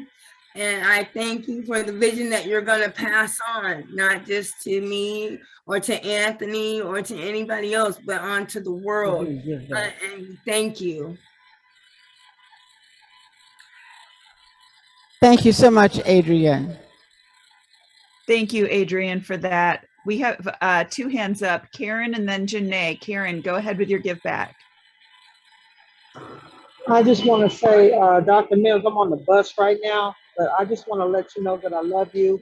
Happy birthday, happy Founders Day. And if it wasn't for people like you in my life, I would have never believed that I could be anything other than what they said I was. And, you know, as an ex-offender, I want to say that you give hope to the people that have lost hope, the people that others have said would never amount to anything. And I know that I can be a film producer because of you, because of Dr. Shepard, because of Dr. Arunga Tate, and or Tate Arunga. If I said that wrong, I apologize, Dr. Hardiman. I just representing you everywhere I go, always speaking of you, always looking to your wisdom, and you are the queen mother and in our community. And I just humbly thank you for being exactly who you are, and also for being stern with me when I need somebody to be stern and not soft, and telling me that I'm just, talking mess and I can do better. And I thank you for that, because sometimes I like the tough love and the hard love that y'all give. Thank you for allowing me to be in your school. Thank you for being my friend and my mentor. I love you. Thank you very much, Karen. Be safe out there. Thank you, Karen. Janae, your hand is up for give back. Go ahead. She's got the whole world in her hands. She's got the whole world in her hands. She's got the whole world in her hands. She's got the whole world in her hands. Thank you. Oh, Janae. Oh, you know how I feel about you. Thank you so much, Grandma Maxine. Having grown up with my father as a student at Evergreen State College, has given me so much. It really set my lens. It set the lens and the trajectory for my life, to know that nothing is impossible for us at any age, at any stage. You have opened so many doors, and for me, I will say that I would not be where I am today without you. I would not think that as a Black opera singer I could have any degree of success if it was not for your leadership and vision, and you just setting the tone of confidence in all of us. So I love you. I thank you. And I'm just so grateful that you are on this earth. Thank you. Janae, I thank you. Marsha wanted to say something. Thank you so much, Janae. Your sister was on earlier. She still is. Jasmine beat you to it. I just wanted to acknowledge that that's Janae Bridges. She is a opera singer for the Chicago Metropolitan Opera. Is that right, Janae? Well, I sing actually all over the world. I sing at the Chicago Lyric Opera, the Metropolitan Opera, the LA Opera, San Francisco, and I'm making my Seattle debut next January 2023 in Samson and Delilah. So I need Grandma Maxine in the front row. And we are just so proud of you, and this is a product. Janae has clearly stated, not only her father was a student here, her mother was a faculty here, and Janae is a product of Tacoma, and she is world-renowned opera singer, and we can just be so proud of you, Janae. And you came back home to welcome and congratulate Dr. Mims. Well done. Always. Thank you so much. Love you. So beautiful. Okay, and the mother is here. So Pam Bridges, who many of you already know, she has been such a steward in our community. Pam, would you like to say hello? Yes, can you hear me? Yes, we can. Oh, wonderful. I am not at a place, unfortunately, that I can even turn my screen on. My husband, alum Paris, phenomenal, courageous, brave Bridges, just had a very unexpected, full outright surgery. As a result of going into the ER, I took him, and for 6 days he's been in the hospital. He is truly a soldier. He truly, leads and left Evergreen, departed Evergreen as a student, and to this day, at almost 80 years old, is serving. Paris is a veteran of the United States Army, and because of Evergreen, our daughter Jasmine has made her dad at age 80, Paris Bridges LLC. He goes out into the community. He finds every veteran he can and gives them every piece of knowledge that he can to get them off of the streets, to put them in housing, to give them 100% benefits. I'm witness to it. I know the system now and the process. So if there are any veterans in the midst, any veterans that you know, feel free, Dr. Marcia, to give them the contact information for Pam and Paris Bridges. We will guarantee that we will get them the benefits that they so well have deserved, that they may not even have an inkling about. And that is the power of what Dr. Maxine Mims has done for anybody that steps through those doors, anybody that leaves, they depart to serve. And I would be there, and I'm going to be there in person to honor Dr. Maxine Mims. But you know, I honor her as often as I can every day. We're on the phone, we're going to the opera, we're going to eat dinner. We just love her. She has really been the rock of our family. She's even been featured in the San Francisco Opera. Go to San Francisco Opera, any of you, just sanfranciscoopera.com. Janae has her featured in Tacoma as the rock in Washington State and worldwide. Maxine has touched the world, and she's featured in an opera. It's called, well, I can't think of it right now. I can't think of it right now. InSong, INSONG. And look up Janae Bridges, and you will see the phenomenal Dr. Maxine Mims featured, speaking, sharing all the gifts that she has, as Janae said, given to her and so many whose lives that she has touched to this very day at age 94, still weekly in her community conversations. We tune in whenever we can, and you can too, anywhere around the world, to get advice on how to live gracefully and eloquently like our queen, Dr. Maxine Mims. I thank you from the bottom of my heart and the hearts of the Bridges family for all that you've done for us as a family and for our community, our state, our world at large.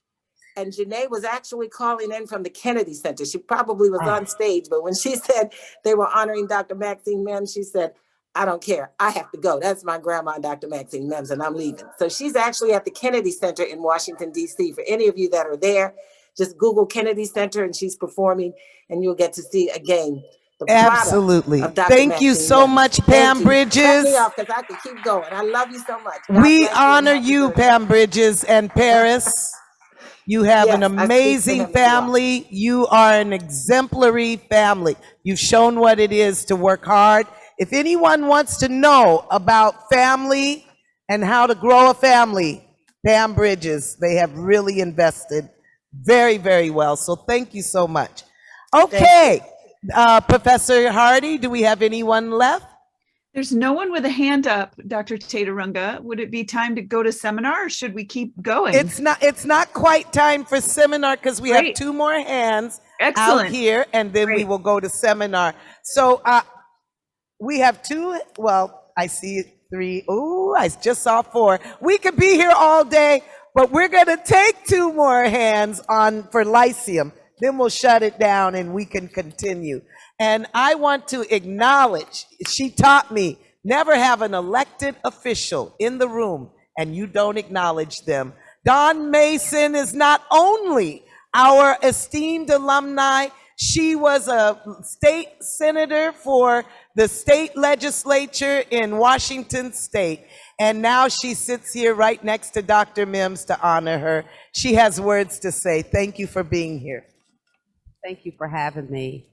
And you want to stand up so, oh, okay.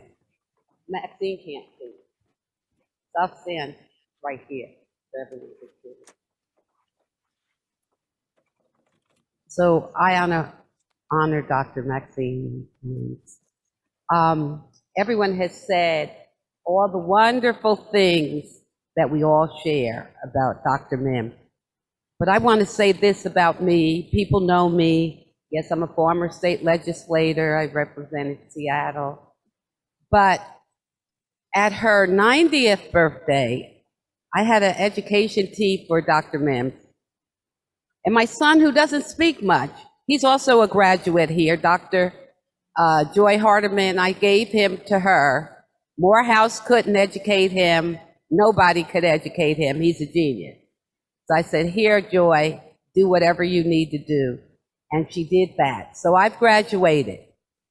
So I was about 42 years old when I met Dr. Mims and spoke to her. I had met her a couple of years before, and I heard her say this: we need safe learning centers along the I-5 corridor. That was 30 years ago, maybe. And 2 years later, I got to really talk to this woman, and I repeated that. She says, where did you hear that? And I said, we were at a conference that you were running for Black administrators. She says, I think you're the only one who heard that. But that has been my commitment all these years. And I'd like to say now we have a network of safe, decolonized, pro-Black, pro-Indigenous, anti-racist, publicly funded education from preschool through college graduation.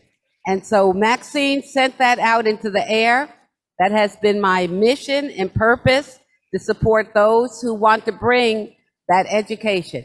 There's no reason now that any of our children have to be in any kind of education that's inferior or makes them not feel good.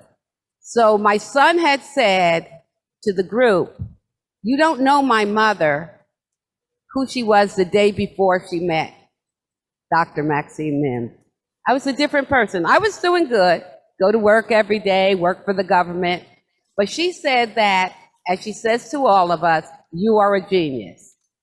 And she is our model for what a genius is. She's also our supreme elder, and we honor her in that. An elder is not just old. An elder is someone who has created a legacy, who has made that legacy known throughout the nation, throughout the world, and also has passed the baton. Many people hold on to their legacies with their old arthritic hands and leave here not leaving anything. We have to get up as an elder every day and get dressed. Obviously, this is how we're supposed to dress, beautifully. And it's not giving you your flowers while you live. You have to be healthy. So here she is turning 94. She has no dementia. She doesn't have Alzheimer's. She has beat every kind of disease and illness. And we love you. I speak for the whole state of Washington that we love you. And we will continue to do the work as you continue to do the work. So thank you. I know I took a little time, but I want to say something a little bit different than maybe other people. Also, I had a privilege. I lived with Dr. Mims for 4 years while I was in the legislature. Imagine living with Dr. Mims. Imagine having a key to her home in that beautiful space. So I thank you for taking care of me. I thank you for inspiring me. I thank you for seeing in me what I did not see. So thank you so much. We love you. We love you.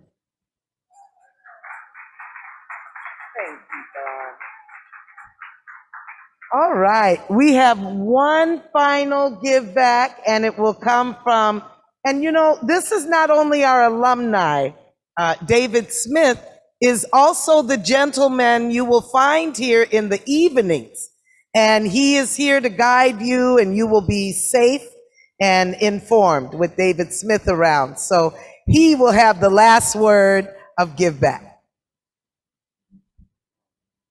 Dr. Mims, Mom, it's always a pleasure to see you. Where should I go? Briefly, I just want to say to everyone, I'm thankful, and let us be thankful for Dr. Maxine Mims. if she hadn't had the Visiting African Scholars series start that January 27th, 1983, we all wouldn't be here. She helped expose us to all the scholars that we've known on the East Coast and around the world. We would not have known Theophilus Benga and all the rest of the crew, the Dr. Asa Hilliards, Dr. Rosalind Jeffries and Dr. Leonard Jeffries. We would not have been exposed to ASCAT. But whatever inspired her that January 27th, 1983, led us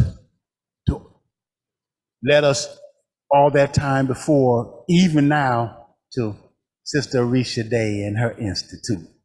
But if it had not been for January 27th, 1983, we all wouldn't have had none of this. So I just wanted to say, Dr. Mims, Mom, we love you. And thank you for your vision way back when.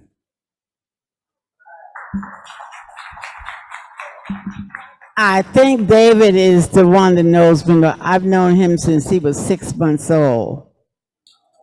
Yes, so he's like my other son. And not really the other son, the main son.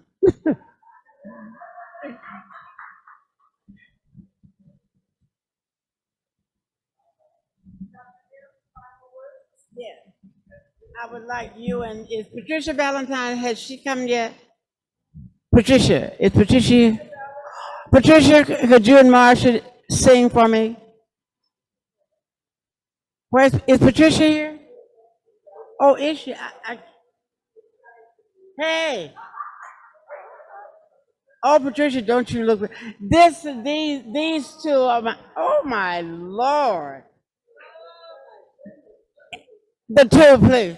What? These are my final words. You all are my final words. Okay, so Dr. When we gather in the community, this beautiful queen, Patricia Valentine, she sings a song. I Love Myself, right? Can we do I Love Myself first? Okay, so can you set up that song and we'll help you? Absolutely. So this song is inspired by self-love. And when we have self-love, then we can love others, really love others. Okay, so the words are, I love myself so much that I can love you so much, so you can love you so much, so you can start loving me. So here's how it goes. Come on. I love myself so much that I can love you so much, that you can love you so much, that you can start loving me. Come on, sing with me. I love myself so much that I can love you so much, that you can love you so much, that you can start loving me. All right. Beautiful. Thank you. Patricia Valentine. Oh, Lord. Okay, so she wants a song. We're going to close this out. Right now, it's 12:30. We want to encourage all students in listening ear to take your break starting now, and you will convene in your seminars at 12:45. 12:45. Okay, is that all right, faculty?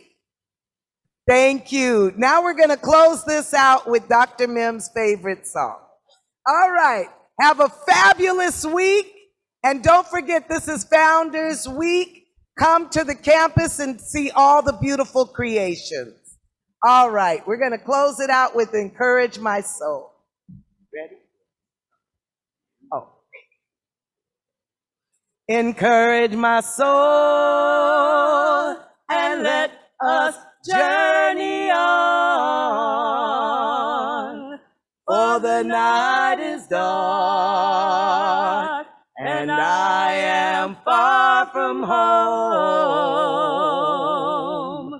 Praise be to God, the morning light appears. The storm is passing over. The storm is passing over. The storm is passing over. Hallelujah. Hallelujah. Hallelujah. Hallelujah. The storm is passing over. The storm is passing over. The storm is passing over. Hallelujah.